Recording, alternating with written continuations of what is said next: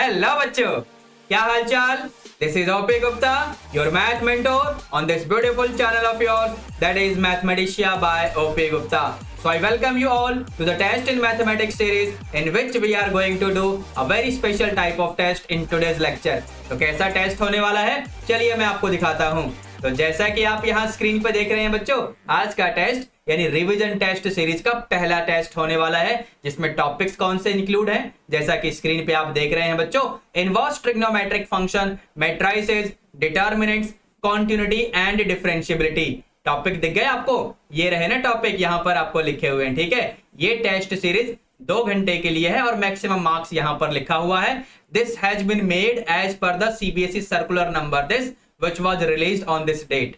वैसे इस सर्कुलर के बारे में मैंने ऑलरेडी एक वीडियो बनाया हुआ है. कॉम्पिटेंसी बेस्ड एजुकेशन क्या होता है, इसको लेकर मैंने एक लेक्चर क्रिएट किया था, समझे? इसी के बारे में इस सर्कुलर में बताया गया है. इस लेक्चर का लिंक आपको इस वीडियो के डिस्क्रिप्शन बॉक्स में मिल जाएगा. ठीक है बच्चों, अब चलते हैं, जरा आगे बढ़ते हैं और आज का पहला क्वेश्चन लेते हैं. लेकिन उससे पहले इस वाले क्वेश्चन का जवाब तो दो. सब्सक्राइब तो कर लिया है ना? हाँ जी, बहुत बढ़िया, वेरी नाइस. सब्सक्राइब तो कर लिया है ना? नाथ जी, तो क्यों नहीं किया? चैनल को सब्सक्राइब करके बेल नोटिफिकेशन प्रेस कर लेना, ताकि हर वीडियो की अपडेट आप लोगों को टाइम टू टाइम मिलती रहे, आप लोग कोई भी वीडियो मिस ना कर पाए. मोरओवर इस वीडियो को लाइक करके अपने सभी क्लासमेट्स के साथ भी शेयर कर देना. ठीक है बच्चों, अब फाइनली चलते हैं आज के पहले क्वेश्चन की तरफ. तो ये रहा जी पहला क्वेश्चन, आपकी स्क्रीन पे आ चुका है. क्या बोला हुआ है यहाँ पर? सेक्शन है, जैसा कि आप इंस्ट्रक्शन में देख पा रहे होंगे, हमें टोटल यहाँ पर 10 क्वेश्चन मिलने वाले हैं. हर क्वेश्चन 1 नंबर का है. लेकिन क्वेश्चन 11 केस स्टडी होने वाला है and question 12 source based integrated question होने वाला है. देखो ये 2 चीजें इंपॉर्टेंट हैं, सोर्स बेस्ड इंटीग्रेटेड क्वेश्चन और क्वेश्चन 11 यानी केस स्टडी क्वेश्चन. ठीक है, केस स्टडी के बारे में तो आप लोग जानते हैं, लेकिन सोर्स बेस्ड इंटीग्रेटेड क्वेश्चन अगर इसके बारे में नहीं जानते देन डोंट वरी, इनके बारे में मैंने पहले ही बताया हुआ है. उन वीडियोस का लिंक भी इस वीडियो के डिस्क्रिप्शन बॉक्स में मैं आपके लिए डाल दूंगा बच्चों. ठीक है, अब आगे बढ़ते हैं फाइनली और यहाँ पर क्वेश्चन 1 को देखते हैं यहाँ पर क्या करना है. जैसे कि आप यहाँ पर फर्दर पढ़ पा रहे होंगे, हमें आंसर या तो एक वर्ड में करना है या शॉर्ट आंसर टाइप. वैसे तो ये वेरी शॉर्ट आंसर टाइप के क्वेश्चन होते हैं, बट एनीवे चलिए स्टार्ट करते हैं. क्वेश्चन 1 का यहाँ पर सॉल्यूशन देखते हैं क्या होने वाला है. इसने हमें मैट्रिक्स ए दिया हुआ है, A transpose plus matrix A is equal to lambda times this matrix is given. हमें लैम्डा की वैल्यू निकालनी है. सबसे पहला काम तो यहाँ पर ये करो कि आप ए का ट्रांसपोज निकाल लो. तो ट्रांसपोज कैसे निकालेंगे? मैट्रिक्स ए आपके सामने है, रो 1 को भेजो C1 में, समझे? रो 2 को भेजो C2 में, बस जी हो गया आपका ट्रांसपोज. अब क्वेश्चन के हिसाब से आपको क्या करना होगा? ए ट्रांसपोज प्लस ए की वैल्यू निकालनी पड़ेगी. यहां पर आप देख लो, ठीक है ना? तो ए ट्रांसपोज प्लस ए, तो जैसे ही मैं ये काम करूंगा ए transpose plus A, matrix A की वैल्यू भी ये रही और मैट्रिक्स ए के ट्रांसपोज की वैल्यू भी आपके सामने ही है. दोनों को ऐड कर दो तो ये बनेगा आपका 2, ये भी 2 और ये बनेगा 2 + 0 और ये बनेगा 3 + 3 यानी 6. ठीक है बच्चों, अब ये किसके इक्वल है? तो यहां पर जैसा कि आपको दिख रहा है, अकॉर्डिंग टू क्वेश्चन हम लोग क्या बोलेंगे कि लैम्डा लैम्डा लैम्डा और ये 3 लैम्डा.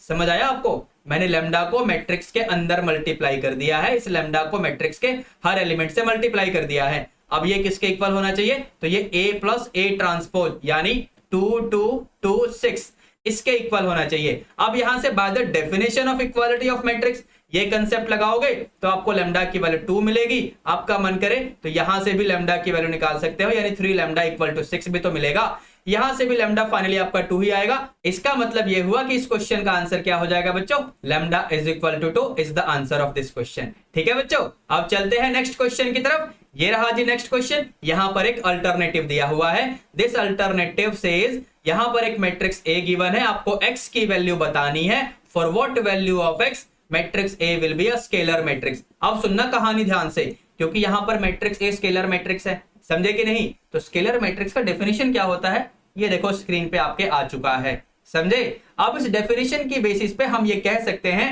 कि डायगोनल के सारे एलिमेंट्स क्या होने चाहिए बच्चों? बिल्कुल आइडेंटिकल यानी बिल्कुल सेम होने चाहिए. ये रहा जी आपका डायगोनल, समझे कि नहीं? तो यहां पर 2 एलिमेंट्स आपको डायगोनल के दिख रहे होंगे और तीसरा एलिमेंट आपका x है. कहने का मतलब x की वैल्यू 3 आ जाएगी. लो जी, सीधा answer, straight forward answer. Question 1 में 2 क्वेश्चन थे, कौन सा करना पसंद करोगे? मुझे लगता है ये वाला क्वेश्चन ज्यादा छोटा है, डेफिनेशन के ऊपर बेस्ड है, वरना इस क्वेश्चन में कुछ तो लिखना पड़ा ना आपको, भले ही कम लिखना पड़ा लेकिन कुछ तो लिखना पड़ा, और ये डायरेक्टली ऑब्जर्वेशन के ऊपर है। समझे बच्चों? तो क्वेश्चन में जब चॉइस गिवन होती है ना, तो डिसाइड करना बहुत इंपॉर्टेंट रोल प्ले करता है, क्योंकि इससे आपका टाइम बचता है। समझे? सारा गेम टाइम का ही है। चलिए आगे बढ़ते हैं नेक्स्ट क्वेश्चन की तरफ, यानी क्वेश्चन नंबर 2 की तरफ। तो यहां पर आपको डिफरेंशिएशन करना है इस वाले फंक्शन का विद रेस्पेक्ट टू एक्स। चलिए काम शुरू करते हैं। यहां पर जो भी आपके पास फंक्शन है ना, इसको मैं y एज्यूम कर लूंगा, देखो इस तरीके से, ठीक है ना। अब जैसे ही मैं डेरिवेटिव स्टार्ट करूंगा तो dy अपॉन dx, तो यहां पर क्या होने वाला है बच्चों, ये बनेगा 1/2 under root of a root x। ठीक है, अब हमें डेरिवेटिव चेन रूल की हेल्प से इसका भी करना पड़ेगा। तो ये आपको क्या देगा बच्चों, ये बाहर वाला तो एज इट इज, यानी जैसा है वैसा ही रहने दो इसे, और ये वाला क्या बनेगा, तो यहां पर d/dx of a to the power x, ये वाला फॉर्मूला, यानी a to the power x into ln of a। समझे? तो यहां पर ये क्या बनने वाला है आपका, ये बनेगा a to the power root x into ln of a। लेकिन अभी हमें रूट x का भी डेरिवेटिव करना है, यानी d/dx ऑफ रूट x। वैसे अगर आपको डायरेक्टली याद है तो लिख दो, क्या फर्क पड़ेगा। तो फिलहाल यहां पर फाइनली मैं अब आगे प्रोसीड कर रहा हूं, तो ये बनेगा आपका 1/2 under root of a root x, और ये आपका a रूट x, और ये आपका ln ऑफ a, और ये बन जाएगा 1/2 अंडर रूट ऑफ x। समझे? यहां पर 2 और 2 4 हो जाएगा, यानी एक स्टेप और लिखना चाहो तो क्या बनेगा आपका, ये फाइनली ये बनेगा a रूट x का अंडर रूट इस तरीके से, और ये आपका ln ऑफ a तो है ही, और डिनोमिनेटर में आपका आ जाएगा 4 रूट x। यहां पर देखो इन दोनों को मैंने कंबाइन कर लिया, इसे और इसे कंबाइन कर दिया, और बाकी चीजें आपके सामने हैं ही। ठीक है, तो ये फाइनली आपका आंसर हो गया इस वाले क्वेश्चन का। अब चलते हैं क्वेश्चन नंबर 3 की तरफ। यहां पर आपको प्रिंसिपल वैल्यू पता करनी है tan इनवर्स ऑफ tan 7 π/6 के लिए। ठीक है बच्चों, तो कैसे काम होगा ध्यान से सुनना। यहां पर हम क्या लिखेंगे, tan inverse of tan pi plus π/6। समझे कि नहीं? तो ये क्या बनेगा, tan इनवर्स ऑफ टेंजेंट π/6। ठीक है, तो आंसर क्या आ गया, π/6। बस जी आपका काम हो गया। अगर आप में से कोई बच्चा सोच रहा हो कि tan इनवर्स ऑफ tan 7 π/6 का हम डायरेक्टली आंसर 7 π/6 अगर लिखेंगे तो क्या प्रॉब्लम होगी भैया, ये गलत हो जाएगा क्या? बिल्कुल ये गलत हो जाएगा। लेकिन क्यों गलत होगा, इसका एक्सप्लेनेशन मैंने बहुत सारे वीडियोस में पहले दिया हुआ है, उनमें से कुछ वीडियो लेक्चर के लिंक मैं आपको इस वीडियो के डिस्क्रिप्शन बॉक्स में डाल दूंगा। ठीक है, आप लोग उसे रेफर कर लेना। अब आगे बढ़ते हैं, क्वेश्चन 4 में चलते हैं। क्वेश्चन 4 आपके सामने आ चुका है। यहां पर आपको ये डिटर्मिनेंट गिवन है, आपको इसकी वैल्यू निकालनी है। सिंपल सा क्वेश्चन है यार। यहां पर काम शुरू कर दो, डायगोनल एलिमेंट्स को मल्टीप्लाई करो माइनस नॉन डायगोनल एलिमेंट्स को मल्टीप्लाई करो। समझे? 2/2 का तो है, बहुत ही सिंपल क्वेश्चन है। तो ये क्या बनने वाला है, x इंटू एक्स यानी एक्स स्क्वायर, माइनस यहाँ a plus B a minus B यानी a square minus B square. समझे कि नहीं? सॉल्व कर लो, ब्रैकेट खोलते ही आपको आंसर 1 मिल जाएगा। बस ये काम हो गया। अब जरा इसका अल्टरनेटिव भी देख लेते हैं। अब इसका अल्टरनेटिव देखते हैं। तो अल्टरनेटिव में हमें डिटर्मिनेंट दिया हुआ है 3/3 का, और आपसे इसका वैल्यू पूछा गया है। तो आप लोग कैसे करेंगे, डायरेक्टली एक्सपेंड करेंगे क्या? देखना ध्यान से, मैं कैसे करूंगा, मैं तो यहां प्रॉपर्टी यूज कर लूंगा। तो मैं क्या कहूंगा कि C1 एंड C2, एक बार ध्यान से देखो बच्चों, C1 एंड C2 के जो एलिमेंट्स है ना, they are in the same ratio, यानी हम बोल सकते हैं कि C1 and C2 are proportional. समझे? देखो 1:2, 4:8, -1:-2। एक बार चेक करके देखो, हर जगह से आपको 1:2 ही मिलेगा। समझे कि नहीं? C1 एंड C2 की बात कर रहा हूं बच्चों यहां पर। ठीक है, तो इस वजह से ये जो भी डिटर्मिनेंट है ना, इसका आंसर क्या आ जाएगा बच्चों, तो डिटर्मिनेंट का आंसर आ जाएगा 0। ठीक है, 0 लिख दो, बस जी आपका काम खत्म हो गया। क्लियर है बच्चों? चलिए अब अगले क्वेश्चन की तरफ चलते हैं, यानी क्वेश्चन नंबर 5 आपकी स्क्रीन पे आ चुका है। तो यहां पर हमें dy/dx निकालना है इन terms of x and y only, जहां पर x की वैल्यू और y की वैल्यू ये रही आपके सामने। अब अगर आप सोचेंगे कि यहां पर dx/dt एंड dy/dt निकाल के हम कर लें तो कर सकते हो, कोई दिक्कत नहीं है, यहां पर सॉल्व हो जाएगा। लेकिन मैं आपको एक यूनिक तरीका बताता हूं यहां पर, और ये यूनिक तरीका इसलिए बता रहा हूं क्योंकि यहां पर x और y की टर्म्स में ही आंसर छोड़ना है। लेकिन जैसे कि मैंने कहा कि dx/dt एंड dy/dt अगर आप निकालेंगे और फिर dy/dx निकालेंगे तो भी आपका dy/dx in terms of x and y निकाला जा सकता है इस पर्टिकुलर क्वेश्चन में। लेकिन इन जनरल अगर मैं बात करूं तो यहां पर मैं क्या करने वाला हूं, x² + y² करने वाला हूं। चलिए काम शुरू करते हैं। तो sine T plus cos T का होल स्क्वायर प्लस ये बनेगा y के लिए यानी sine T minus cos T, अब इसका स्क्वायर। जैसे ही स्क्वायर खोलोगे यानी A square plus B square plus 2ab, समझे। तो sine square T plus cos square T, तो ये बनेगा आपका 2 साइन टी इंटू में कॉस टी। क्लियर है बच्चों। अब जरा दूसरे वाले को भी देख लो, तो वो क्या बनेगा, sine square T plus cos square t minus 2 sine T into cos t. यहां पर कुछ चीजें कैंसिल हो रही होंगी बच्चों, ये देखो ये तो कैंसिल हो रहा है और जो बच रहे हैं यानी ये बचेगा और ये वाला भी बचेगा, इसकी वैल्यू 1 होती है। तो 1 प्लस 1 यानी 2 मिल जाएगा, किसके लिए, तो x square plus y square के लिए। अब डेरिवेटिव शुरू कर दो, एक्स स्क्वायर का 2x प्लस वाई स्क्वायर का 2y into y dash equal to 0। अब इसके बाद हम लोग क्या करेंगे बच्चों, यहां से 2 कॉमन आ रहा है तो 2 कॉमन ले लो। देखो इस तरीके से आपको मिल जाएगा। फर्दर ये क्या बनेगा, x plus y into y dash equal to 0। तो यहां से आपको y डैश की वैल्यू मिल जाएगी minus x upon y. Y dash मतलब dy अपॉन dx ही तो होता है, समझे कि नहीं। तो ये रहा जी आपका आंसर यानी माइनस एक्स अपॉन वाई। समझे। क्वेश्चन 5 भी सॉल्व हुआ। अब आगे बढ़ते हैं क्वेश्चन 6 में, देखते हैं कैसे क्वेश्चन हमको गिवन है। तो क्वेश्चन 6, वेल जैसा कि आप यहां पर देख पा रहे हैं, followings are multiple choice questions. यहां पर आपको सिर्फ करेक्ट ऑप्शन सेलेक्ट करना होगा क्वेश्चन नंबर 6 से लेकर क्वेश्चन नंबर 10 तक। तो चलिए कहानी शुरू करते हैं। तो चलिए जरा स्टार्ट करते हैं पहला क्वेश्चन यानी क्वेश्चन नंबर 6। यहां पर आपको डिफरेंशिएशन करना है इस फंक्शन का इस फंक्शन के रेस्पेक्ट में। तो सॉल्यूशन शुरू करते हुए हम लोग सबसे पहले वाले फंक्शन को ना y एज्यूम कर लेंगे, ठीक है, और दूसरे वाले को z लिख लो बच्चों, ठीक है ना। अब यहां पर dy upon dx and dz upon dx निकालिए, फिर dy अपॉन dz निकालना है आपको, इसलिए डिवीजन परफॉर्म करिए, मतलब पैरामीट्रिक फंक्शन की तरह डिफरेंशिएट करिए। I hope you are getting what I mean. यहां पर सबसे पहले dy अपॉन dx निकाल लेंगे, वो क्या बनेगा, e की power sin x into cos x, ठीक है ना। और फिर क्या करेंगे, dz अपॉन dx निकालेंगे, ये क्या बनेगा आपका, तो cos x बनेगा। अब क्योंकि तुम्हें निकालना है dy अपॉन dz, क्यों, क्योंकि तुम्हें y का डेरिवेटिव z के रेस्पेक्ट में निकालना है अकॉर्डिंग टू क्वेश्चन। इसका डेरिवेटिव इसके रेस्पेक्ट में, और इस वाले को तुमने y और इसे तुमने z माना हुआ है, इसलिए तुम्हें dy अपॉन dz निकालना है। तो इसके लिए आप लोग क्या करेंगे, dy अपॉन dx की जो वैल्यू आई है ना, उसे डिवाइड कर देंगे dz अपॉन dx से। इसे सॉल्व करके लिखना जरा क्या आएगा, लेकिन मैं यहां पर आपको एक डिफरेंट मेथड भी बताने वाला हूं। जो भी आंसर आएगा उसे अपने आप ही लिख लेना। ये मेथड 1 है, इसका आंसर मैं नहीं लिखूंगा, इसे आप लोग खुद लिख लेना। मेथड 2 ये मैं पूरा कर दूंगा, दोनों से आपको सेम ही आंसर मिलने वाला है, डोंट वरी। लेकिन method 2 is going to be a very simple method. तो यहां पर इस फैक्ट के हिसाब से क्या मैं y is equal to e to the power z लिख सकता हूं, है ना, लिख सकता हूं ना। ध्यान से सुनना, ऐसा मैं कर क्यों रहा हूं, क्योंकि मुझे dy अपॉन dz निकालना है। ये तो मैंने आपको ऑलरेडी मेथड 1 में बता दिया है। तो मैं चाहता हूं अगर y as a function of variable z मिल जाए, y equal to f of z मिल जाए, तो हमारा काम आसान हो जाएगा। यहां पर मैं x के रेस्पेक्ट में डेरिवेटिव अब नहीं करूंगा, मैं डेरिवेटिव कर दूंगा विद रेस्पेक्ट टू z, समझे। तो यहां पर ये बनेगा dy अपॉन dz, और e to the power z का z के रेस्पेक्ट में डेरिवेटिव करेंगे तो सेम ही मिलेगा।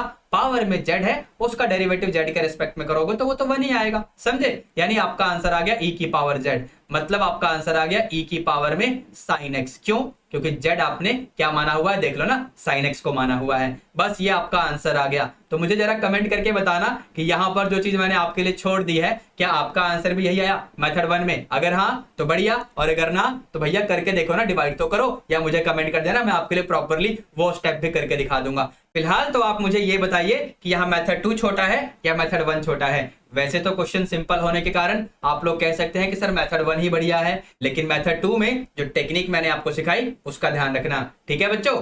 अब चलते हैं अगले क्वेश्चन पे, लेकिन इससे पहले कि मैं अगले क्वेश्चन पे चलूं, जरा यहाँ पर ऑप्शन सी को मार्क तो कर दूं, यानी क्वेश्चन नंबर 6 का ऑप्शन सी सही हो गया, ठीक है बच्चों। अब आगे बढ़ते हैं जरा अगले क्वेश्चन की तरफ। तो ये रहा फाइनली आपका अगला क्वेश्चन, यानी यहाँ पर एक अल्टरनेटिव दिया हुआ है। हमें क्या बोला गया है, if the differentiation of this function with respect to x is given as this, तो आपको a की वैल्यू बतानी है। ध्यान से सुनना, हम लोग क्या करेंगे, ये जो फंक्शन गिवन है ना, इसका सबसे पहले डेरिवेटिव फाइंड करिए। तो f डैश x क्या आ जाएगा बच्चों, फॉर्मूला कौन सा लगेगा, d by dx of a to the power x।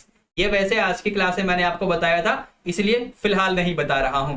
Question mark डाल के छोड़ दिया। ठीक है, चलिए तो ये क्या बनेगा बच्चों, यहां पर 2 की power x into log of 2 हो जाएगा। समझे? अब क्वेश्चन के अकॉर्डिंग ये पूरा देखो इसके इक्वल गिवन है। समझे? तो यहां पर इस चीज को मैं इसके इक्वल रख ही दूंगा यहीं पर, यानी 2 की power x into log of a। अब तुम्हें क्या करना होगा, क्योंकि a की वैल्यू निकालनी है तो जरा कंपैरिजन स्टार्ट करो। 2 की पावर x, 2 की power x, log of 2 and log of a। तो यहां से कंपैरिजन शुरू करते ही आपको पता चल जाएगा कि a की वैल्यू 2 आ गई। a की वैल्यू 2 आने का मतलब यहां पर पहले वाले ऑप्शन को देख लो, पहले वाले ऑप्शन को मैंने हाईलाइट कर दिया। ठीक है बच्चों, अब आगे बढ़ते हैं क्वेश्चन नंबर 7 की तरफ। ये रहा जी क्वेश्चन 7 आपके सामने आ चुका है। तो यहां पर आपको एक मैट्रिक्स A दिया हुआ है और आपको इनकी वैल्यू निकालनी है। कहने का मतलब सबसे पहले ना मैट्रिक्स को देखते हुए एलिमेंट्स लिखो। A21 का मतलब क्या हुआ, second row first column, second row first column. ये रहा सेकंड रो और फर्स्ट कॉलम, समझे कि नहीं? यानी इसकी वैल्यू क्या मिली बच्चों, तो 1 मिली। समझे कि नहीं? अब A32 मतलब थर्ड रो सेकंड कॉलम, तो थर्ड रो ये रहा, सेकंड कॉलम ये रहा। समझे कि नहीं? अच्छा, इसके बाद क्या है, A12 यानी first row second column, first row second column. तो चलो इन सब की वैल्यूज को यहां पुट कर देते हैं जरा वन बाय वन इनकी वैल्यू को पुट करके अपना काम कर लेते हैं। सो A21 यानी 1 आ गया, A32 यानी -2, A12 यानी -(-1) हो जाएगा। तो फाइनली ये बनेगा आपका 1 - 2 और ये +1 यानी 0 इज द आंसर। कहने का मतलब यहां पर ऑप्शन सी सही हो जाएगा क्वेश्चन नंबर 7 के लिए। ठीक है बच्चों, अब आगे बढ़ते हैं क्वेश्चन नंबर 8 की तरफ। ये रहा जी क्वेश्चन 8 आपके सामने आ चुका है। यहां पर आपको x की वैल्यू बतानी है ताकि ये वाला डिटर्मिनेंट इसके इक्वल हो जाए। तो यहां पर जैसे ही मैं लेफ्ट हैंड साइड वाला डिटर्मिनेंट सॉल्व करूंगा तो ये मिलेगा 3 × 1 - 4 × 2 और राइट हैंड साइड वाले में 3 × 1 - x × x यानी ये आपका x² ही बन जाएगा। अब इसके बाद ये 3 1 जा 3 और ये भी 3 1 जा 3 यानी 3 तो कैंसिल हुआ। यहां से आपको क्या मिलेगा, -8 = -x²। नेगेटिव को हटाओगे तो x² = 8, मतलब x की वैल्यू आ जाएगी ±√8। लेकिन ऐसा यहां पर कहीं नहीं है। ये मत सोचना कि ये वाला ऑप्शन यानी ऑप्शन सी में √8 दिया हुआ है, इसी को पकड़ लें। भाई पकड़ तो सकते थे, लेकिन ऑप्शन यहां पर एक और भी है जो कि करेक्ट होने वाला है। इसके लिए मुझे इसको फर्दर सिंप्लीफाई करके ±2√2 लिखना पड़ेगा, मतलब ऑप्शन डी। अब देखो एक बार ध्यान से, समझे? यानी क्वेश्चन नंबर 8 का ऑप्शन डी सही हो गया। दोनों ही वैल्यूज ऑप्शन डी में हमें दिख रही हैं, जो भी x की दो वैल्यूज आई हुई हैं। ठीक है, इसलिए option D will be the most appropriate option. अब आगे बढ़ते हैं क्वेश्चन नंबर 9 की तरफ। ये रहा क्वेश्चन 9 आपके सामने। तो यहां पर आपसे बोला हुआ है द वैल्यू या values of x which satisfies this equation. या तो इसे प्रॉपर्ली सॉल्व करिए या फिर अपने ऑप्शंस में से 1 बाय 1 वैल्यू पुट करके यहां डाल के देखो, आपको पता चल जाएगा कि LHS = RHS आ रहा है कि नहीं। अगर आ रहा होगा तो x की ये वैल्यूज इस इक्वेशन का सॉल्यूशन होंगी, इसको सेटिस्फाई कर रही होंगी। ठीक है ना? चलिए काम शुरू करते हैं जरा। तो कैसे करूं, फिलहाल यहां पर मैं 1 बाय 1 वैल्यू डाल के चेक करने वाला हूं। तो ऑप्शन ए में 0 एंड 1/2 मुझे दिख रहा है। मैं एक काम करता हूं, 1/2 मुझे ना 3 जगह पे दिख रहा है, तो मैं काम करूंगा 1/2 में पुट कर दूंगा। समझे? ये मैं पुट करूंगा, put x = 1/2 in the equation. ठीक है, और जो भी आपके पास इक्वेशन है उसका LHS पकड़ लो। तो LHS में जैसे आप पुट करेंगे sin inverse 1 - x - 2 sin inverse x। ठीक है ना? तो ये बन जाएगा sin इनवर्स 1 - x यानी 1 - हाफ, दैट इज हाफ ही रहेगा, और ये 2 sin इनवर्स 1/2। ये बन जाएगा π/6, ये बनेगा 2 × π/6। भाई इसको सॉल्व कर लेना, ये कभी भी π/2 के इक्वल नहीं आएगा। π/2 के इक्वल क्यों बोला, क्योंकि आपके क्वेश्चन में RHS में यही है। समझे कि नहीं? यानी यहां पर कभी भी आप LHS और RHS को इक्वल नहीं दिखा पाएंगे, ये हमेशा अनइक्वल रहेगा। मतलब x की जगह 1/2 अगर आपने डाला तो ये इक्वेशन सेटिस्फाई नहीं हो पाएगा। इससे मुझे कंक्लूजन ये मिला कि ये लो और ये लो, यानी ये तीनों गए। समझे? क्योंकि तीनों जगह 1/2 था। अब बच गया आपका ऑप्शन सी। इसको भी चेक करके ही मानूंगा मैं, तब जाके डिक्लेयर करूंगा।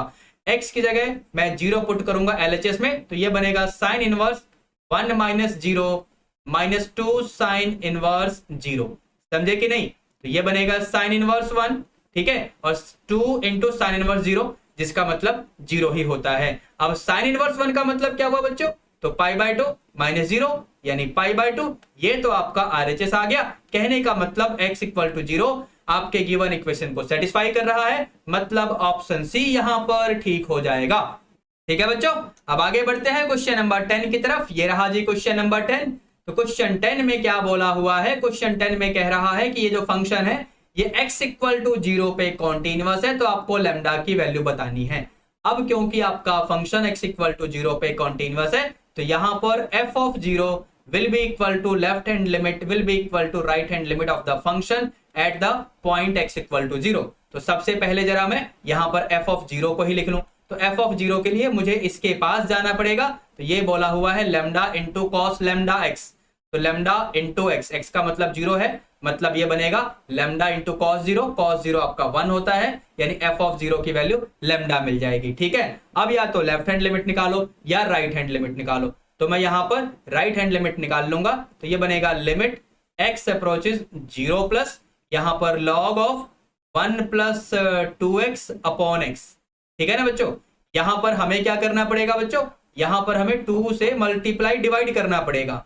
कहने का मतलब log 1 प्लस 2x, नीचे पहले से x है ना, यहां 2 लगाओ और यहां भी 2 लगाओ और यहां लिमिट भी चेंज कर दो। क्यों? क्योंकि अगर x का लिमिट 0 है तो फिर 2x का लिमिट भी 0 होगा बच्चों। अब फॉर्मूले की हेल्प से ये बनेगा 1 इंटू 2 यानी 2 आ जाएगा। इक्वेशन फर्स्ट में इन वैल्यूज को पुट कर दो, f ऑफ 0 यानी लैम्डा, RHL यानी 2, यानी ये आपका आंसर आ चुका है ऑप्शन डी। एक बार चेक करिए, क्वेश्चन नंबर 10 के लिए ऑप्शन डी सही हो गया। ठीक है बच्चों, अब आगे बढ़ते हैं क्वेश्चन नंबर 11 की तरफ चलते हैं। तो देखते हैं जरा क्वेश्चन 11 कैसा क्वेश्चन दिया हुआ है। तो ये रहा जी आपका क्वेश्चन। यहां पर एक केस स्टडी क्वेश्चन आपको दिख रहा होगा। यहां पर आपको टोटल 5 सब पार्ट्स मिलेंगे, जिसमें से कोई सा भी 4 सब पार्ट्स आपको सॉल्व करना है। और जैसा कि आप यहां पर पढ़ पा रहे होंगे, आपको इसके ऊपर बेस्ड क्वेश्चंस मिलने वाले हैं, जो कि अगले पेज पे होंगे। यहां बॉटम में देखो ना, based on the information given above answer the following questions. Question अगले पेज पे आएंगे। जरा पढ़ते हैं यहां पर डाटा क्या है हमारे सामने। Manjeet wants to donate a rectangular plot of land for a school in his village। अच्छी बात है जी। When he was asked to give the dimensions of the plot, he told that, देखो मैथमेटिशियन है, कैसे बता रहा है कि if its length is decreased by 50 meter and breadth is increased by 50 meter, then the area will remain the same. But if length is decreased by 10 meter and breadth is decreased by 20 meter, then its area will decrease by 5300 meter square। ठीक है ना। अब देखना ध्यान से, आपके diagram के हिसाब से, और वैसे क्वेश्चन में भी मेंशन है कि ये जो प्लॉट है रेक्टेंगुलर है, तो यहां पर आपको पता है कि इसका एरिया क्या आएगा, प्लॉट का एरिया क्या आएगा बच्चों? तो x इंटू वाई आएगा। अब क्वेश्चन के हिसाब से पहली कंडीशन में बोला गया कि यहां पर अगर लेंथ को हम डिक्रीज कर दें 50 मीटर, ये लो जी हमने लेंथ को डिक्रीज कर दिया, और यहां पर ब्रेथ को 50 मीटर इंक्रीज कर दें, तो ब्रेथ यहां पर y है, जैसा कि डायग्राम में आपको दिख रहा है। तो y प्लस 50 जैसे ही हम लोग करेंगे, अब यहां से आपको नया एरिया मिलेगा, बट ये एरिया बिल्कुल सेम रहेगा, है ना। यहां पर देखो लिखा हुआ है ना कि then its area will remain the same. अब जरा इसको कैलकुलेट कर लेते हैं और देखते हैं क्या आने वाला है। तो ये बनेगा x इंटू वाई, ठीक है ना। ये बनेगा प्लस का 50x, ठीक है बच्चों। इसके बाद बनेगा माइनस का 50y और ये माइनस का 2500। Now that is equal to xy।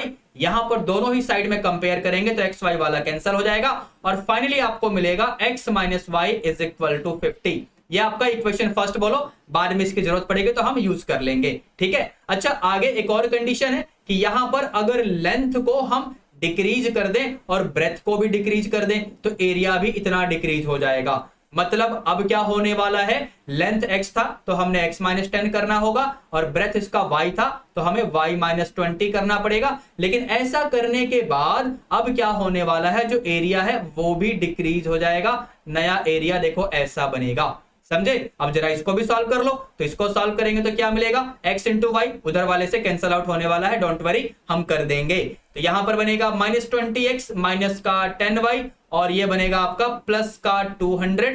Now all that is equal to xy minus का 5300, ठीक है बच्चों। तो यहां से क्या कहानी बनेगी, यहां से कहानी बनेगी आपके लिए, ये बनेगा आपका पहले माइनस का 20x माइनस का 10y। Now that will be equal to minus का 5300 माइनस का 200 यानी माइनस का 5500 हो जाएगा। तो फाइनली ये बनेगा आपका 2x plus y is equal to 550, समझे। ये आपका इक्वेशन नंबर 2 हो जाएगा, इक्वेशन नंबर 2 हो जाएगा। बात समझ आई सभी को। अब इसके बाद सुनना ध्यान से, हम क्या करने वाले हैं, अब इसके बाद हम चलते हैं अगले पेज पे, लेकिन ध्यान रखना ये आपका पहला इक्वेशन और ये आपका दूसरा इक्वेशन है, ठीक है। अब चलो जी अगले पेज पे, यानी इसका फर्स्ट पार्ट देखते हैं हमसे क्या पूछा हुआ है। The equations in terms of x and y are, x और वाई के टर्म्स में जो इक्वेशंस है वो क्या है। तो अगर आपको ध्यान हो, पहला इक्वेशन क्या बना था बच्चों, पहला इक्वेशन था x minus Y equal to 50। Let me write it here, x minus Y equal to 50, ये पहला इक्वेशन था। और दूसरा इक्वेशन क्या था, 2x plus Y equal to 550, यानी 2x plus Y equal to 550, ये आपका सेकंड इक्वेशन था, ठीक है बच्चों। तो यहां पर अपने ऑप्शंस में एक बार देख लेते हैं, पहले वाले में x minus Y equal to 50, 2x minus Y आ गया, नहीं गड़बड़ हो जाएगी, x माइनस वाई वाला ऑप्शन बी में तो है, और 2x प्लस वाई 550, यानी ऑप्शन बी यहां पर सही हो जाएगा बच्चों, यानी फर्स्ट पार्ट का ऑप्शन बी सही हुआ, ठीक है। अब जरा सेकंड पार्ट में क्या बोला हुआ है इसको भी पढ़ लेते हैं। Which of the following matrix equation represents the information given above, यानी जो इंफॉर्मेशन अभी आपको मिली है ना फर्स्ट पार्ट में, उसको यूज करते हुए हमें बताना है यहाँ पर कौन से वाला मैट्रिक्स इक्वेशन सही होने वाला है। तो चलो जी काम शुरू करते हैं। देखो होता क्या है, आप लोग यहाँ पर ना एक मैट्रिक्स ए लिखते हैं, समझे। जब भी इक्वेशन सॉल्व करना होता है तो आप लोग एक मैट्रिक्स ए लिखते हैं जिसमें आप एक्स और वाई के कोफिशिएंट्स डाल देते हैं फ्रॉम द गिवन इक्वेशंस। तो यहाँ पर बनेगा 1 माइनस 1, यहाँ पर 2 और 1, ठीक है ना। फिर आप एक मैट्रिक्स एक्स लिखते हैं जहां पर आप वेरिएबल डाल देते हैं, ठीक है। और फिर एक मैट्रिक्स बी होता है जहां पर आप लोग क्या डालते हैं, तो अपने कांस्टेंट्स को डाल देते हैं। तो ये रहा जी आपका कांस्टेंट। और यहां पर मेन इक्वेशन क्या होती है कि ax इक्वल टू बी, समझे। तो यहां पर काम शुरू करते हैं जरा। तो जैसे कि मैं यहां पर देख पा रहा हूं ऑप्शन ए में, ध्यान से देखो, तो यहां पर 1 माइनस 1 2 1, ये तो ठीक है, एक्स वाई भी ठीक है, और ये 50 और ये 550, यानी ऑप्शन ए ही सही हो गया। ध्यान से देख लो, ऑप्शन ए ही यहां पर सही हो गया सेकंड पार्ट के लिए, समझे बच्चों। अब आगे बढ़े अगले क्वेश्चन की तरफ। चलो जी अब चलते हैं जरा अगले पार्ट की तरफ, यानी तीसरे पार्ट में क्या बोला हुआ है, द वैल्यू ऑफ एक्स। अब एक्स की जो भी वैल्यू है ना वो आपके रेक्टेंगुलर फील्ड का ना लेंथ था। यहां पर डायग्राम फिर से देख लो, ठीक है। और आपको अब बताना है कि x की वैल्यू क्या आएगी। भाई सुनना ध्यान से, आपके पास इक्वेशंस तो ऑलरेडी प्रेजेंट हैं, ठीक है ना। ये मैट्रिक्स इक्वेशन भी है। अगर आप मैट्रिक्स इक्वेशन का यूज करके x और y की वैल्यू निकालना चाहते हो तो कोई दिक्कत नहीं है, लेकिन ये क्वेश्चन होते हैं मल्टीपल चॉइस वाले, समझे। तो यहां पर आप लोग क्लास 10th का मेथड भी यूज कर सकते हैं, एलिमिनेशन मेथड से कर लो, मजा आ जाएगा। देखो मैं यहां पर क्या करने वाला हूं, टाइम बचेगा ना बच्चों। मैं यहां पर क्या करने वाला हूं कि ये था आपका पहला इक्वेशन, समझे कि नहीं, और ये था आपका दूसरा इक्वेशन। इसे बोलते हैं अपना टाइम बचाना चालाकी से। ये देखो पहला इक्वेशन दूसरा इक्वेशन मैंने एज इट इज कॉपी कर लिया है। तुम्हें निकालना है, तुम्हें क्या निकालना है बच्चों, तुम्हें निकालना है x, समझे। दोनों को ऐड कर दो, जैसे ही ऐड करोगे ना तो आपको क्या मिलेगा, 3x इक्वल टू 600, समझे कि नहीं। तो यहां से x क्या मिलेगा, तो 200, समझे। अब 200 कहां पर है बच्चों, ऑप्शन सी को एक बार ध्यान से देखो, ये रहा 200, ठीक है ना। अब आगे बढ़ते हैं जरा, फोर्थ पार्ट में क्या लिखा हुआ है उसको भी देख लेते हैं। तो फोर्थ पार्ट में आपसे y की वैल्यू पूछी गई है, which is the breadth of the rectangular field. अब सुनना ध्यान से, आपका फर्स्ट इक्वेशन क्या था बच्चों, तो x minus Y equal to 50। अब तो आपको याद हो जाना चाहिए, ये देखो जरा फर्स्ट इक्वेशन, ठीक है। यहां से x की वैल्यू ध्यान रखना 200 आ रखी है, सबसे नीचे देखो यहां पर x की वैल्यू 200। अब इसको मैं यहां पुट करने वाला हूं, यानी put x equal to 200 in this equation. अब यहां से मैं क्या करने वाला हूं, x की वैल्यू को पुट कर दूंगा अपने इक्वेशन में। तो ये देखो ध्यान से, मैं क्या करने वाला हूं, तो ये बनेगा 200 माइनस 50 इक्वल टू y। यहां से y की वैल्यू आ जाएगी 150। तो 150 मीटर्स कहने का मतलब पहले वाला ऑप्शन चेक करो, पहले वाला ही ऑप्शन सही हो गया, यानी यहां पर फोर्थ पार्ट का पहला ऑप्शन ठीक हो जाएगा बच्चों, ठीक है। अब इसके बाद फिफ्थ पार्ट में देखते हैं इन्होंने क्या पूछा हुआ है, how much is the area of the rectangular field. अब सुनना ध्यान से बच्चों, अगर आपको याद हो तो हमने फील्ड का एरिया ऑलरेडी यहां पर डिक्लेयर किया था, x into y. Moreover हमें x की वैल्यू भी पता है और हमें y की वैल्यू भी पता है। कैसे पता, यहां देखो x की वैल्यू 200, यहां देखो y की वैल्यू 150। तो एरिया निकालना है ना, तो क्या करोगे जी, यहां पर x इंटू वाई यानी 200 इंटू 150, समझे। तो ये क्या बनेगा 30 और यहां पर 30 और लगा दो मीटर स्क्वायर, यानी यहां पर आप देख सकते हैं कौन से वाला है, तो ये वाला ऑप्शन ध्यान से, ऑप्शन सी भी ऐसा ही दिख रहा है न्यूमेरिकली, लेकिन आपसे अब एरिया पूछा गया है, इसलिए एरिया स्क्वायर मीटर में आएगा बच्चों। बात समझ आ रही है सभी को? ठीक है ना। अब आगे बढ़ते हैं, जरा अगला क्वेश्चन देखते हैं, अगला क्वेश्चन क्या आने वाला है। तो ये रहा जी आपका क्वेश्चन आपके सामने आ चुका है, यानी सोर्स बेस्ड इंटीग्रेटेड क्वेश्चन। ठीक है, और यहां पर कोई से भी 4 पार्ट्स आपको अटेम्प्ट करने होंगे, टोटल 5 सब पार्ट्स में से। चलिए काम शुरू करते हैं। बहुत ही आसान क्वेश्चन होते हैं। बेसिकली आपको ना एक मैथमेटिकल कंसेप्ट के ऊपर पैराग्राफ दे देगा, यहां पर आपको दिख ही रहा होगा। इस पैराग्राफ को पढ़ते हुए आपको क्वेश्चंस का आंसर करना होगा। तो चलिए काम शुरू करते हैं, देखते हैं क्या होने वाला है। वैसे बेटर एडवाइस ये है कि पहले क्वेश्चंस को देख लेना चाहिए, उसके हिसाब से जब हम पैराग्राफ को रीड करेंगे तो वहां से जो भी ऑप्शन अप्रोप्रिएट होगा उसको हम अंडरलाइन करते हुए अपना आंसर डिक्लेयर कर देंगे। चलिए काम शुरू करते हैं। फिलहाल तो मैं यहाँ पर पैराग्राफ दिख रहा है तो पैराग्राफ को पढ़ लेता हूं। यहाँ पर एक फंक्शन f के बारे में बात की गई है जो कि बेसिकली sin x होने वाला है, और ये इस तरीके से डिफाइंड है। और यहां पर जैसा कि आपको दिख रहा है इसका डोमेन और इसका रेंज भी दिया गया है। फर्दर हमसे बोला गया है कि फंक्शन में अगर हम इनपुट π/6 या 5π/6 करेंगे तो हमें आउटपुट सेम मिलेगा, जैसा कि यहां पर आपको दिख रहा है। मतलब यहां पर आउटपुट सेम होते हुए भी इनपुट सेम नहीं है, तो इसका मतलब यह हुआ कि आपका जो फंक्शन है वो 1-1 फंक्शन नहीं है। यहां sin x फंक्शन की बात हो रही है, ध्यान रखना बच्चों, sin x फंक्शन की बात हो रही है। तो sin x फंक्शन 1-1 फंक्शन नहीं है, मतलब ये कैसा फंक्शन है? तो ये मैनी वन फंक्शन है। ठीक है, आगे क्या बोला हुआ है? अगर हम डोमेन को रिस्ट्रिक्ट कर देंगे from the set of real number two this new interval, तो फिर ये आपका 1-1 बन जाएगा, जिसका रेंज ये हो जाएगा। लेकिन यहां पर आगे और भी डाटा दिया हुआ है। क्या बोला हुआ है? Actually sine function when restricted to any of the intervals, यहां पर और भी इंटरवल दे दिए हैं, ETC भी लिख दिया है।